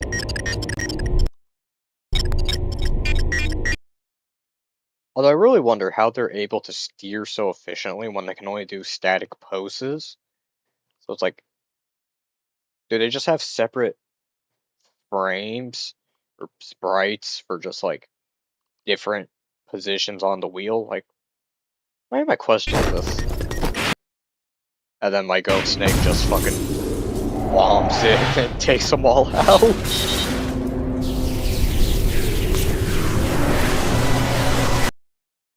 Like, Snake wasted no time. He just saw them, ran in, and in 2 seconds flat, just got all of them out.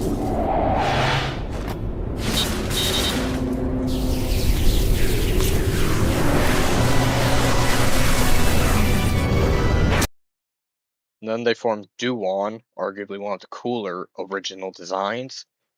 Let's see, it's got a wheel that's a yin and yang, this thing's got blades, this thing's got cannons. Like, it is a damn shame that all of these unique enemy designs were just one-offs, because, like, these things are awesome. Like, drill sword hands with a sword helmet. Oh, I never even realized his torso also has the whole yin and yang motif. Like this is fucking cool.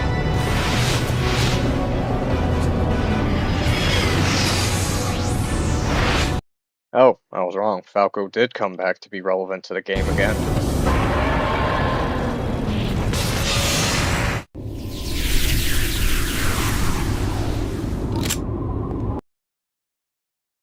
Also, I love how if Peach didn't do anything, Fox was just gonna blast Mr. Game & Watch's statue. Also, why does he have a laser sight for the underside of his laser pistol? Why does he even have a laser pistol now that I think about it?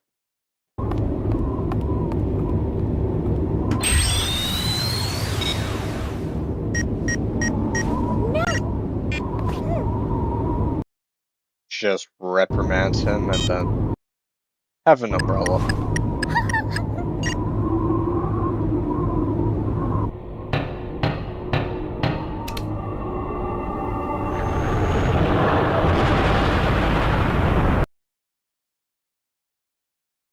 I wonder if Meta Knight charged Snake for repairing the windows.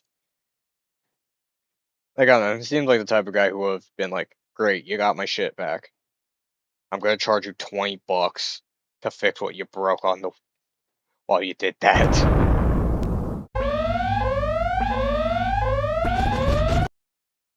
And honestly, I feel so bad for Meta Knight and the Halberd, because every time the Halberd's introduced, like, it goes through so much shit. Fucking Revenge of Meta Knight, that's all about Kirby destroying the Halberd. Mecha Robobot, you fuse with the Halberd, but then the finale of that game is the Halberd gets shot down, so it's like, every time the Halberd's introduced, it just gets dunked on, like, damn.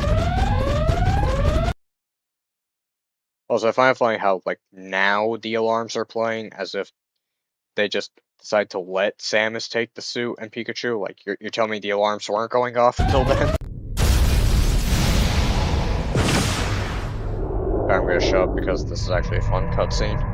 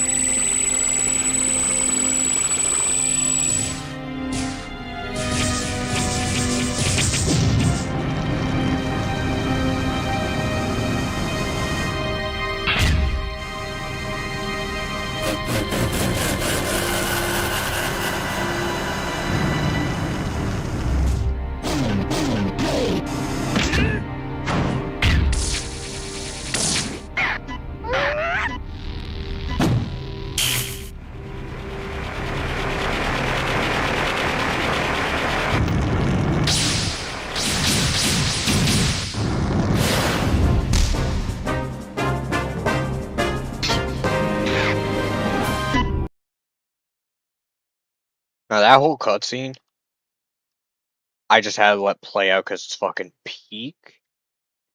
I got him. This entire reveal that the Rob is the ancient minister is the original Rob is fucking hard. Like, just ooh, the music, the sounds, and the fact that he's chromed out too. Like compared to all the other Robs, he's got that shiny paint job. Plus, I also love how it builds up on the whole regret feeling he has near the middle of the story by having him just look disappointed, like probably just in himself for letting his entire kind get enslaved. Which then culminates in him fighting back, trying to tell them to not destroy themselves, detonating the bombs. And after they get their will taken away, he fucking still tries to stop them before he gives up. Like, this whole scene especially hurt because it's like, he doesn't want them to die, and he can't bring himself to fight back against them. So he just lets them kill him. Like, he's content to just burn there until he decides that maybe he should at least fight back against things that aren't Robs. To see if he can convince them otherwise.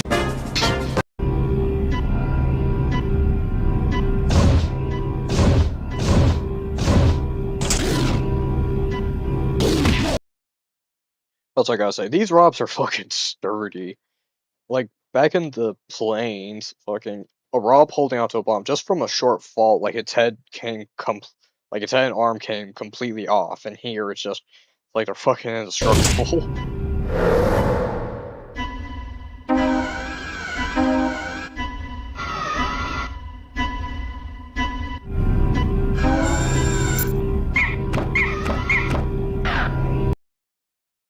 Also, I think this whole expression wasn't Rob telling Dacon he couldn't save them. He wanted to die here with them. He didn't want to go on. He wanted to die here.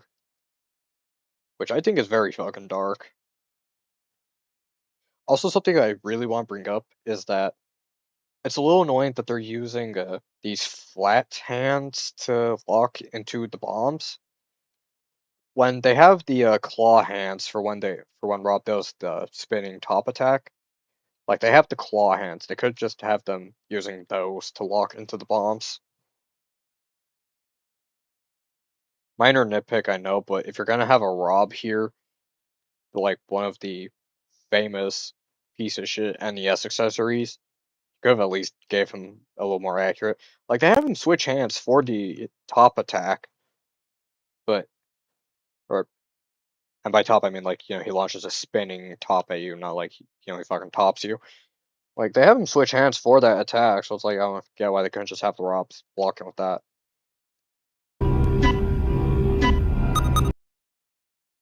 And I'm not sure if I remember. I think this level had a 2-minute time limit. Either I think that was just for the Ridley boss fight.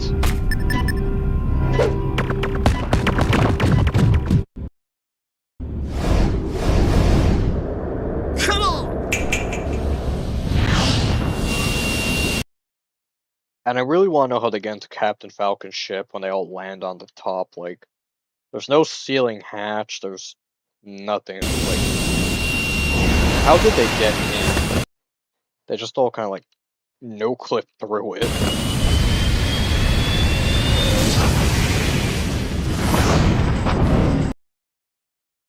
Now this is a fight that puts hair on your chest.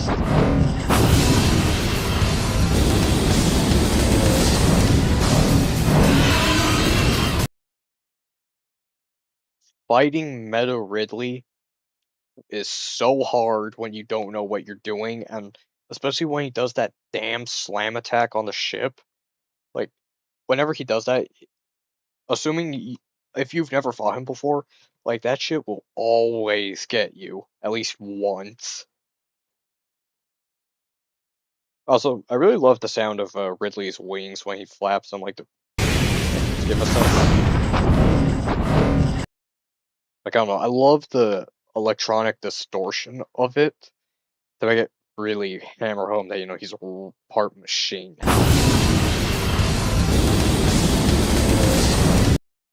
And then plus there's just this shot. This is awesome.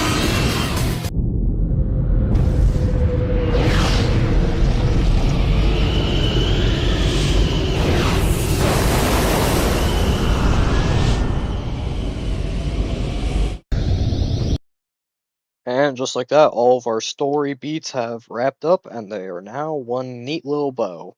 Everyone is here.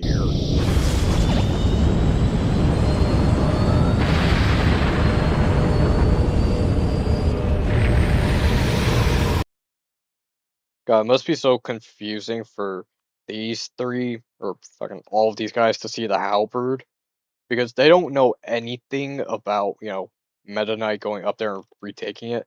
As far as they're concerned, they've just been fighting pyramids all day, so it's like, oh, that thing's on our side now? Cool.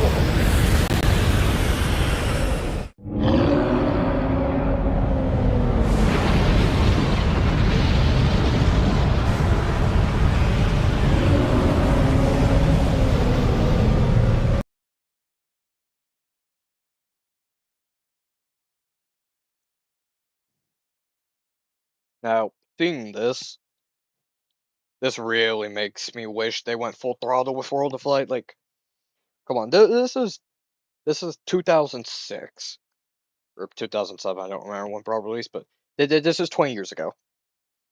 Like, this was awesome. Like, why couldn't we have a follow up to this in fucking World of Light?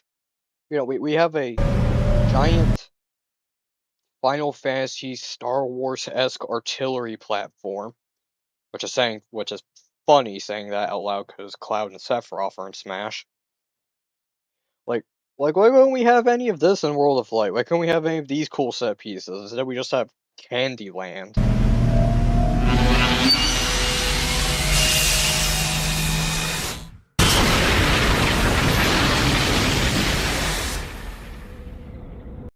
Like, it's a Death Star that makes black holes.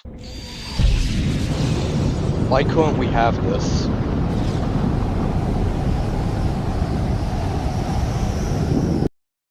Also, I love how there's a perfectly fine, like, Citadel here, and instead they're just on the outside platform just watching it. Like, I guess they really just want the subspace wind on their faces.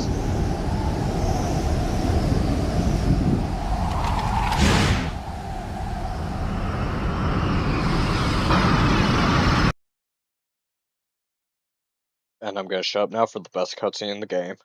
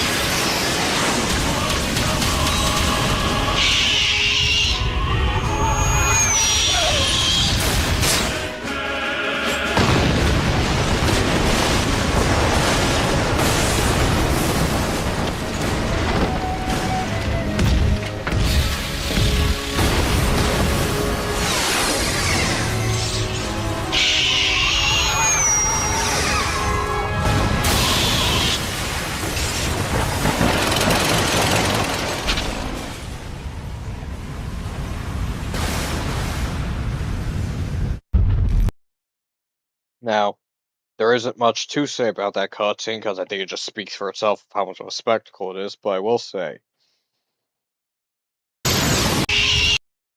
Sakurai Nepo baby.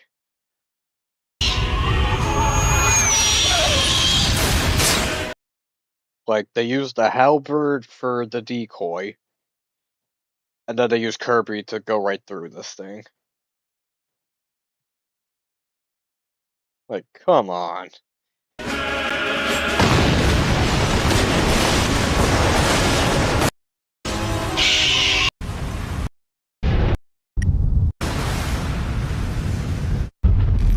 And this was the original. Everyone is here.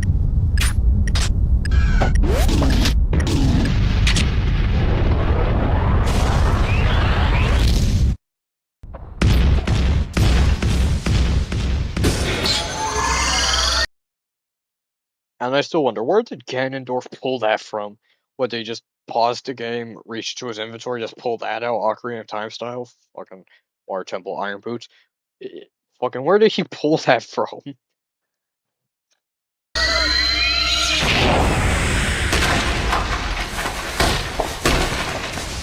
And I don't get, like, why'd he boom Bowser? Why'd he fucking kill Bowser? What, did he just want the glory of talking to the Master Hand himself or something? Like, why'd he boom Bowser?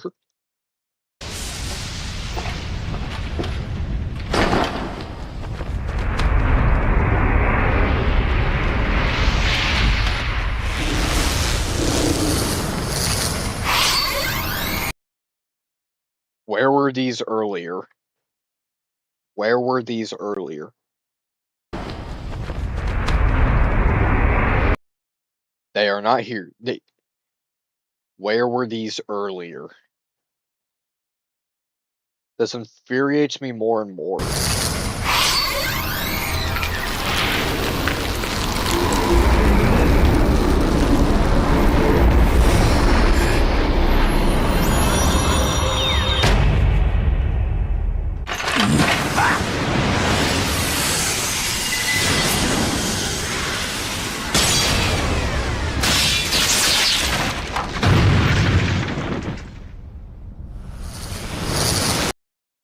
Also, I think this is why Brawl had a T ratings, just for blood on Master Hand.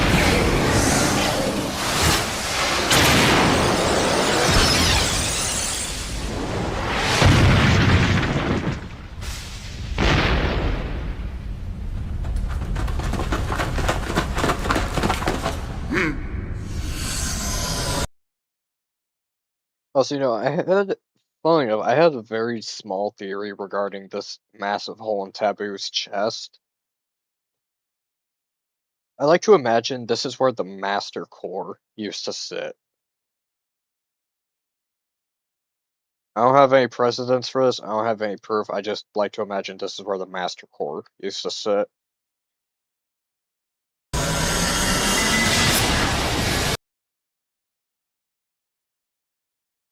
Fucking Azrael Dreamer ass wings.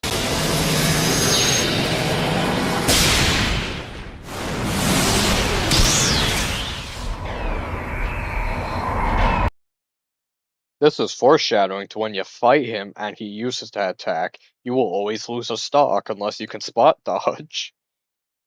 Childhood me did not know how to spot dodge.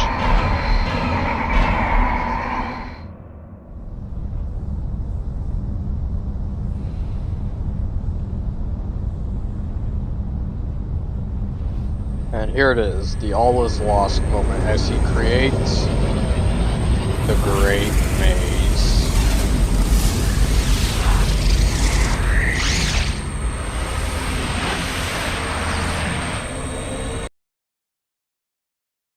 What I want to know is if he went in knowing he killed everybody, or thinking he killed everybody, why is there a staircase?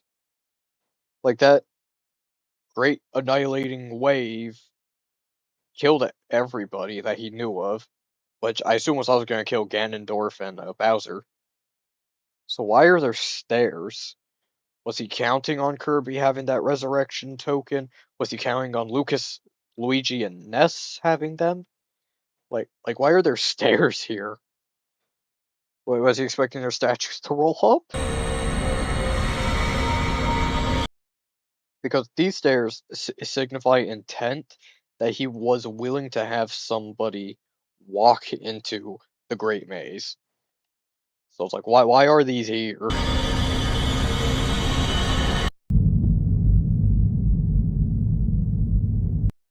And then how come this place isn't part of the Great Maze? It's just still in subspace.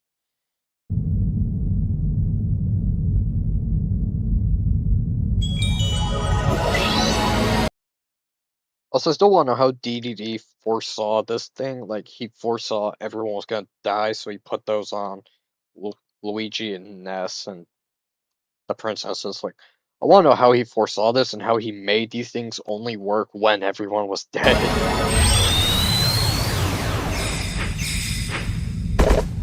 Oh. Oh. Oh. Also, you know that had to hurt.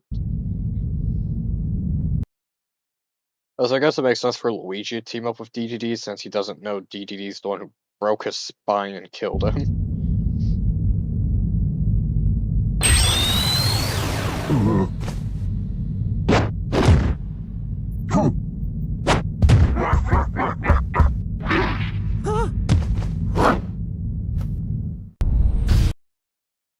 And from this moment onward, I played as Luigi because I liked Luigi.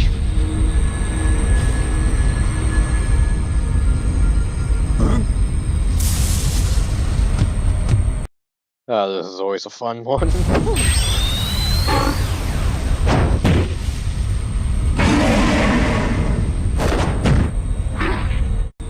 Fucking have you beat up Bowser for like the 3rd time in this game.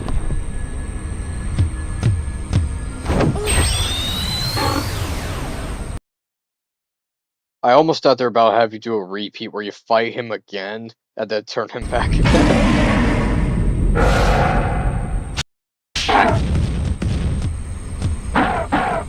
Chuckle nuts. He's dead. Oh shit. Who's gonna pay my rent now?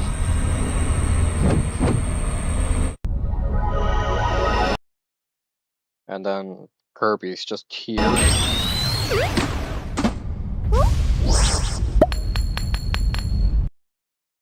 Also means he had that nasty ass thing in his mouth.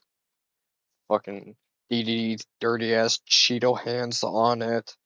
Probably on the princess's stained dress, smelling like perfume, and on the floor.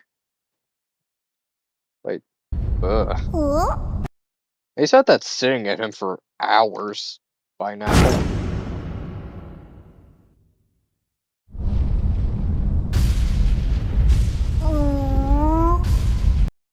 Also, once again, Sakurai Nepo Baby, fucking only fucking Kirby characters get the plot important revivals.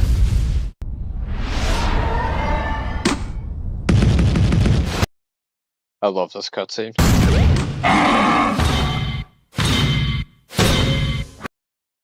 Fucking sits on him.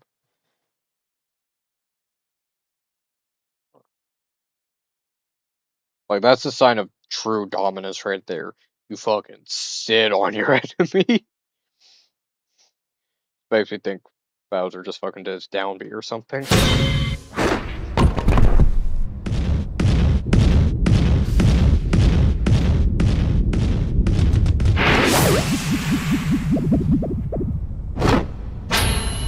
Then there's DDD just bugging him and dragging like a toddler. No idea where Luigi and Ness are. I guess they just kind of fucked off, I guess.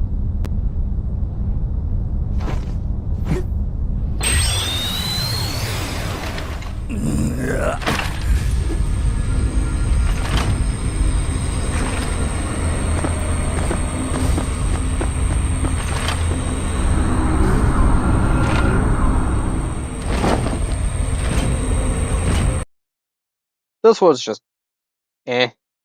I mean, they just bring him back and it's like, oh shit, guess I'm out of a job then. Fine, I'll sell this off and then I'll go back to haunting you two for the rest of your eternal existences.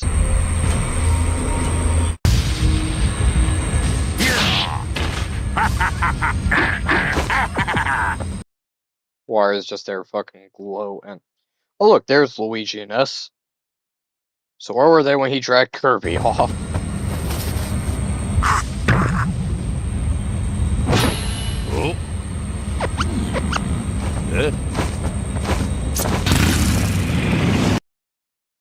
Yeah, see, why did he summon his chopper when DDD stole his little machine thing that he was carrying the trophies around? Why didn't he just summon this?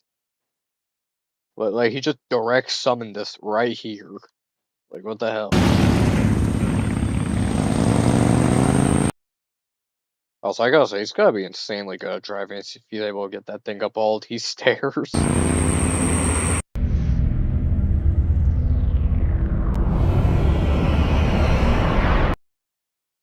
Also, God, if it weren't for Sonic, we would have had a repeat of this again. Shit, would have just been World of Light again.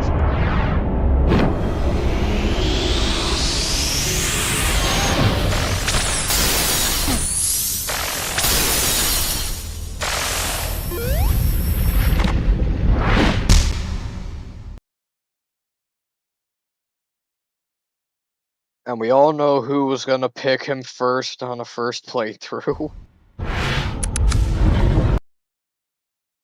I get he was added late into development, and that's why this is the only cutscene he's a part of. I really do.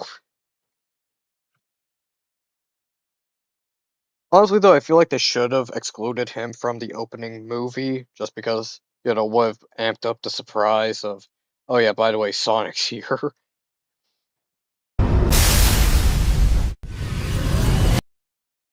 I love how, if you skip the boss fight, it just looks like Sonic killed him.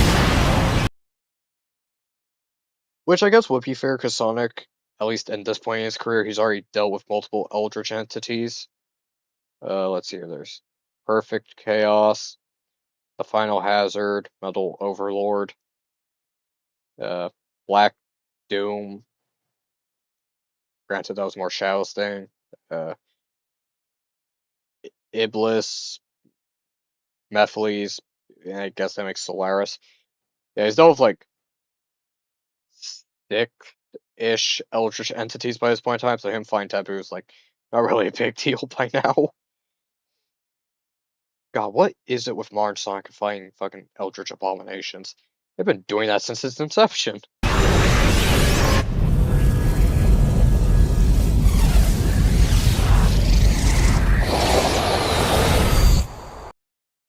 And just like that, nothing of value was lost.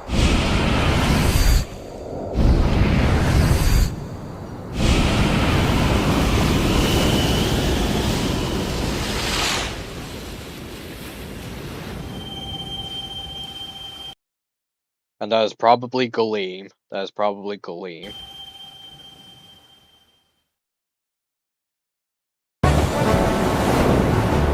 I forgot. You can also find these jobbers post-story.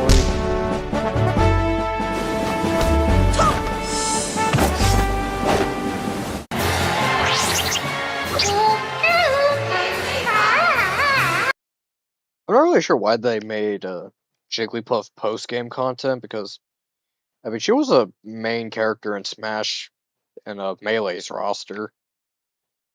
So it's like, why is she post-game content?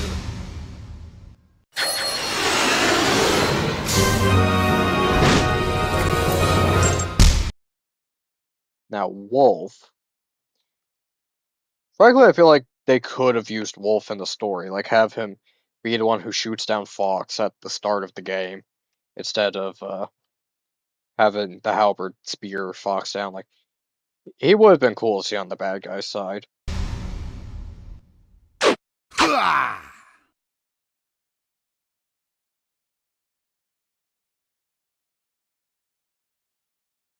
And that's it.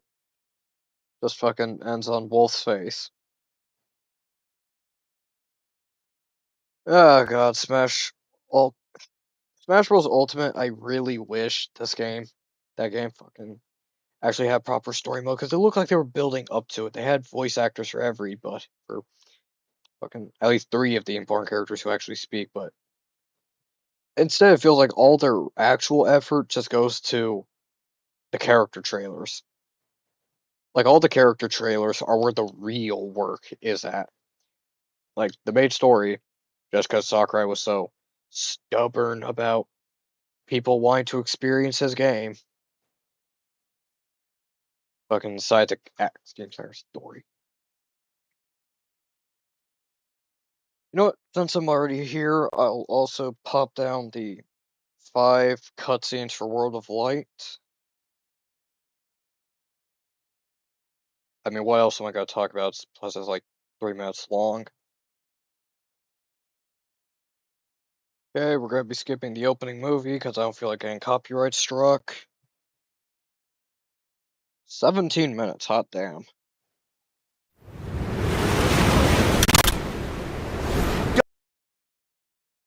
That is one of the strangest openings ever. You just have Fox pull out his pistol. Don't let a single one get away! That lip sync, though. Don't let a single one get away! God, it's like a bass on the wall.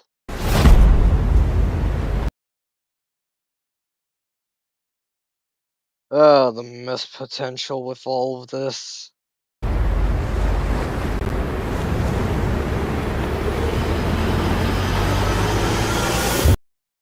I love how they don't even set this up.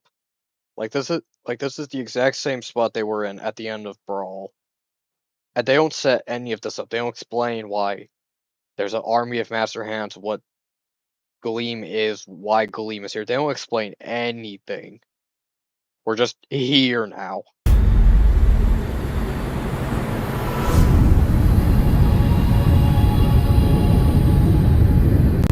We'll each need to take down about 10. Stow your fear. It's now or never. We'll win this. I know we will. 4 lines. That is it.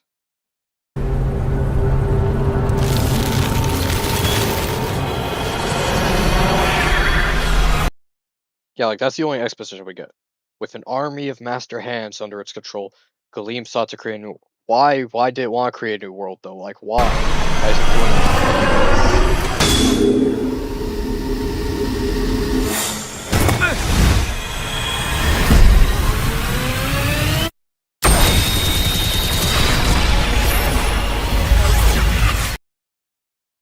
I know power scalers have a field day with this.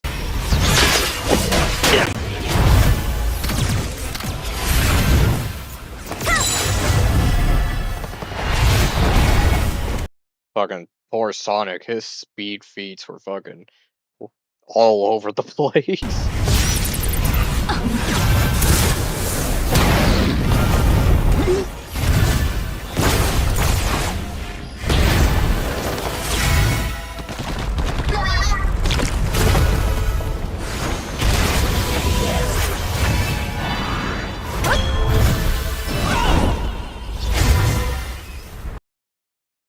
This entire time, Sticks just been hiding. Boom.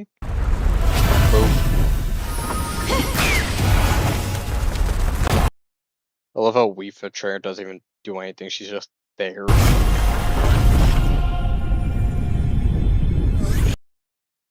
Nepo baby.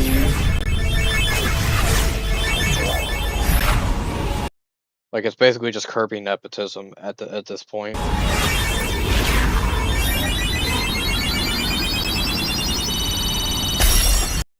Like, I don't ever remember the Warp Star ever being able to do that. Across all the Kirby games, like, when the fuck has the Warp Star been able to just vanish, disappear, and teleport?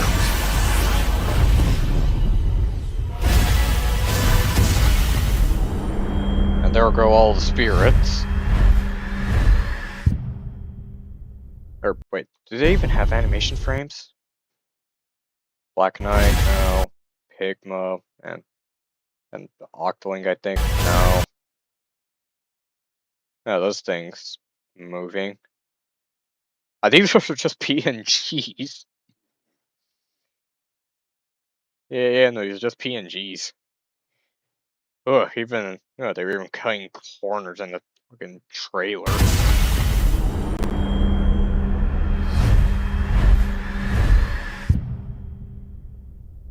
And thus, the universe was consumed in light.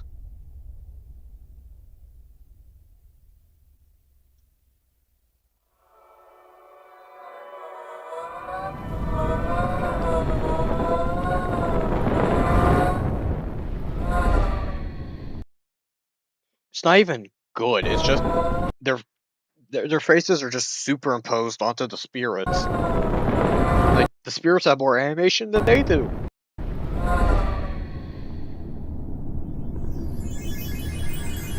And then there's Kirby.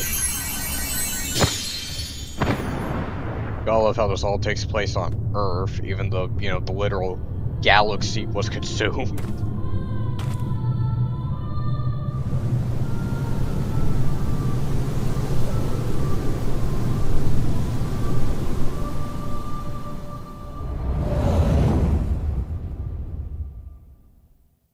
They should have called this World of Board Game, because you're just playing fucking Candyland. This entire game.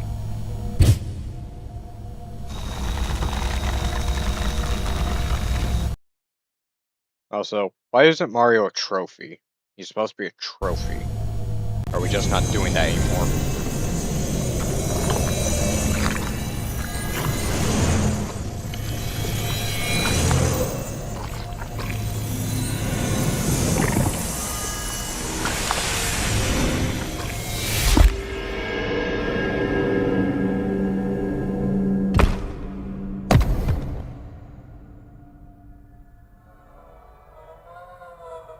And this is our justification for why we can't actually model any of the spirits you're actually fighting, and instead using palette swaps and stage modifiers.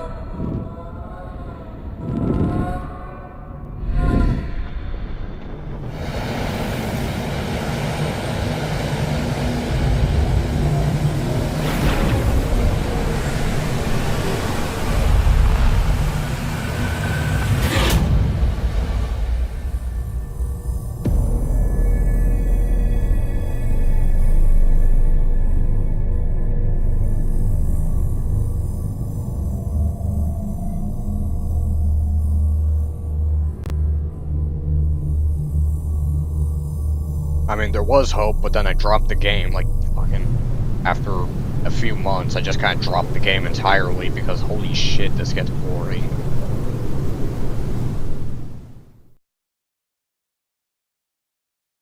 And that was the first cutscene, ladies and gentlemen, that was the first cutscene.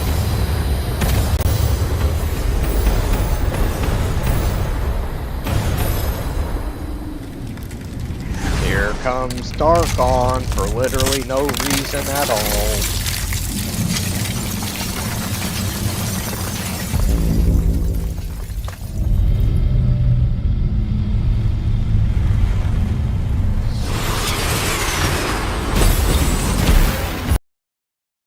What I get is, why are the crazy hands fighting the master hands? In Smash 4, they work together to kill you.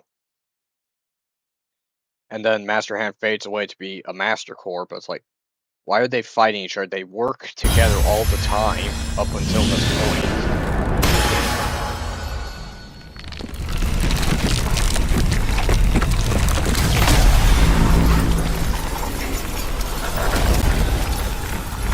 I mean, I'll give it this, Darkon's pretty cool, but like, I don't know.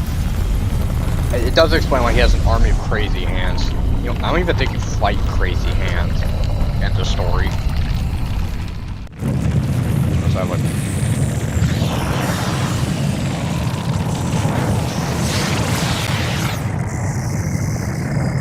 Yep.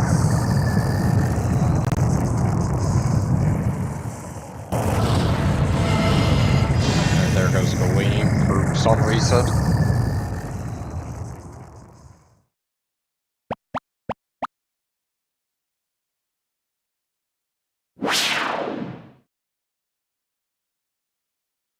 Wait, was there a third board to this game?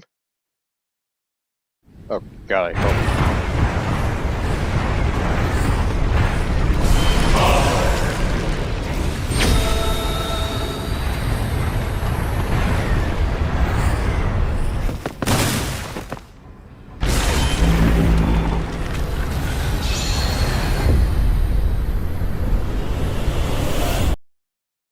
You know what would make this super cool set piece even cooler? If we had fucking dialogue. Like, it's been cool, characters commenting on the literal battle between light and darkness, or any character interactions at all outside of the first 4 lines of the game.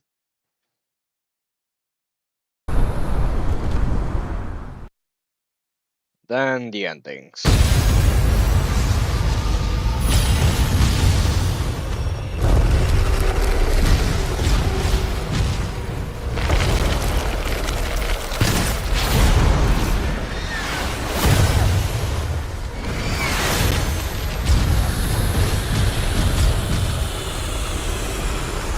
Welcome to the world of dark.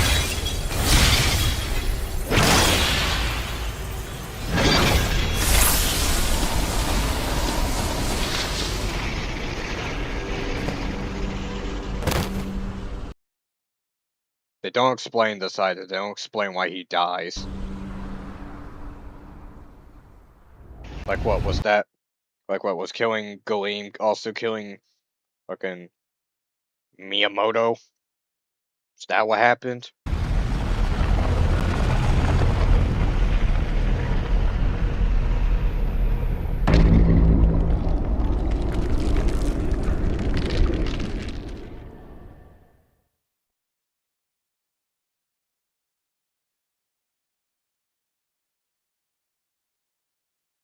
And that's the bad ending.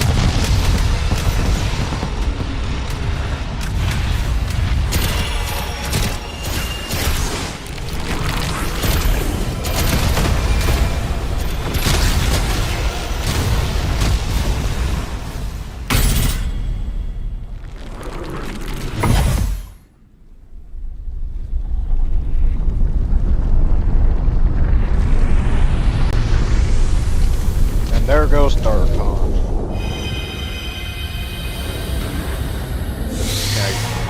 Now then, we're gonna do a repeat of the intro.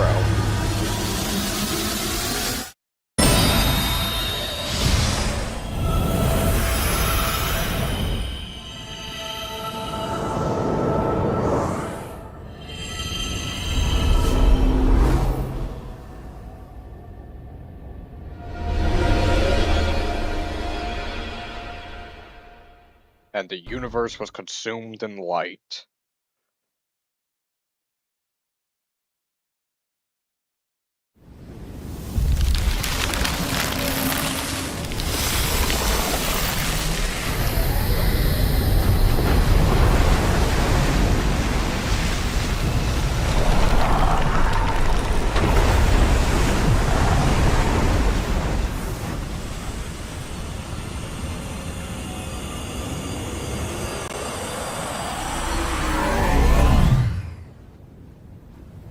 Kaboom.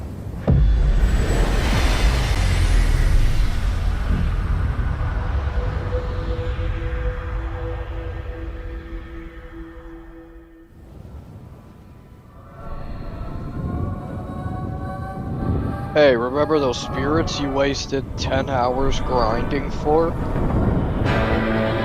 They all get to go away. I'm gonna mute this because I won't be copyright struck. But yeah. All those years we waited for this. For nothing.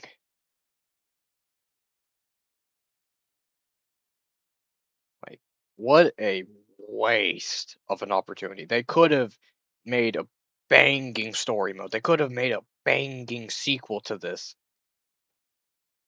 And they didn't. They didn't. That they fucked it all up.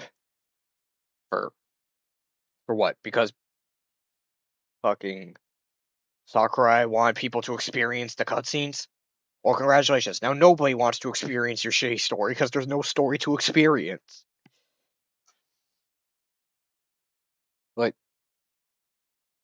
Like, I don't get it. Like, I get wanting people to, experience the game you made, but at the same time, you're making a intentionally worse product for people who are going to experience it. Like, you're making it worse for everyone else just because you want people to play the game.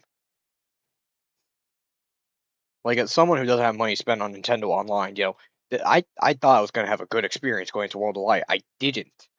I had more fun doing the event matches in Brawl because at least those were unique.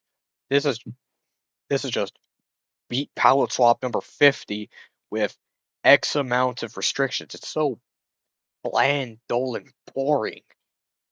Brawl at least had a compelling story that, made you want to keep playing, going through all the bullshit that some of those stages gave you, just so, you could see what happens next. There is no reason to see what happens next here. Because regardless, if Gleam wins, it's a repeat of the intro, but no Kirby to escape. If Darkon wins, Mario dies and the world becomes engulfed in darkness. If both die, then just fucking Spire of Flame.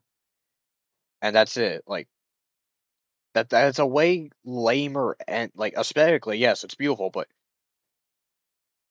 the fact that you went through all of that just for that is like, way lamer, because, I mean, you wasted all that time for nothing.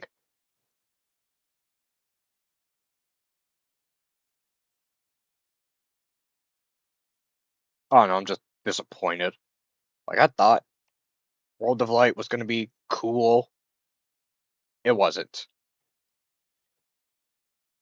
All it was is just to show off Kirby being a Nepo baby again under Sakurai. Being the first player you fucking play as. And then that was it. I don't understand why they bothered on voice actors to say 4 lines, 1 per character. Like why bother giving them voices at all? You could have just had them all standing there screaming at each other, and that would have conveyed more emotion than, we'll have to take about 10. Stow your fear, it's now or never. We can win, I know we will. I don't know, it's just fucking garbage. I'll leave links in the description for these videos. Piss off.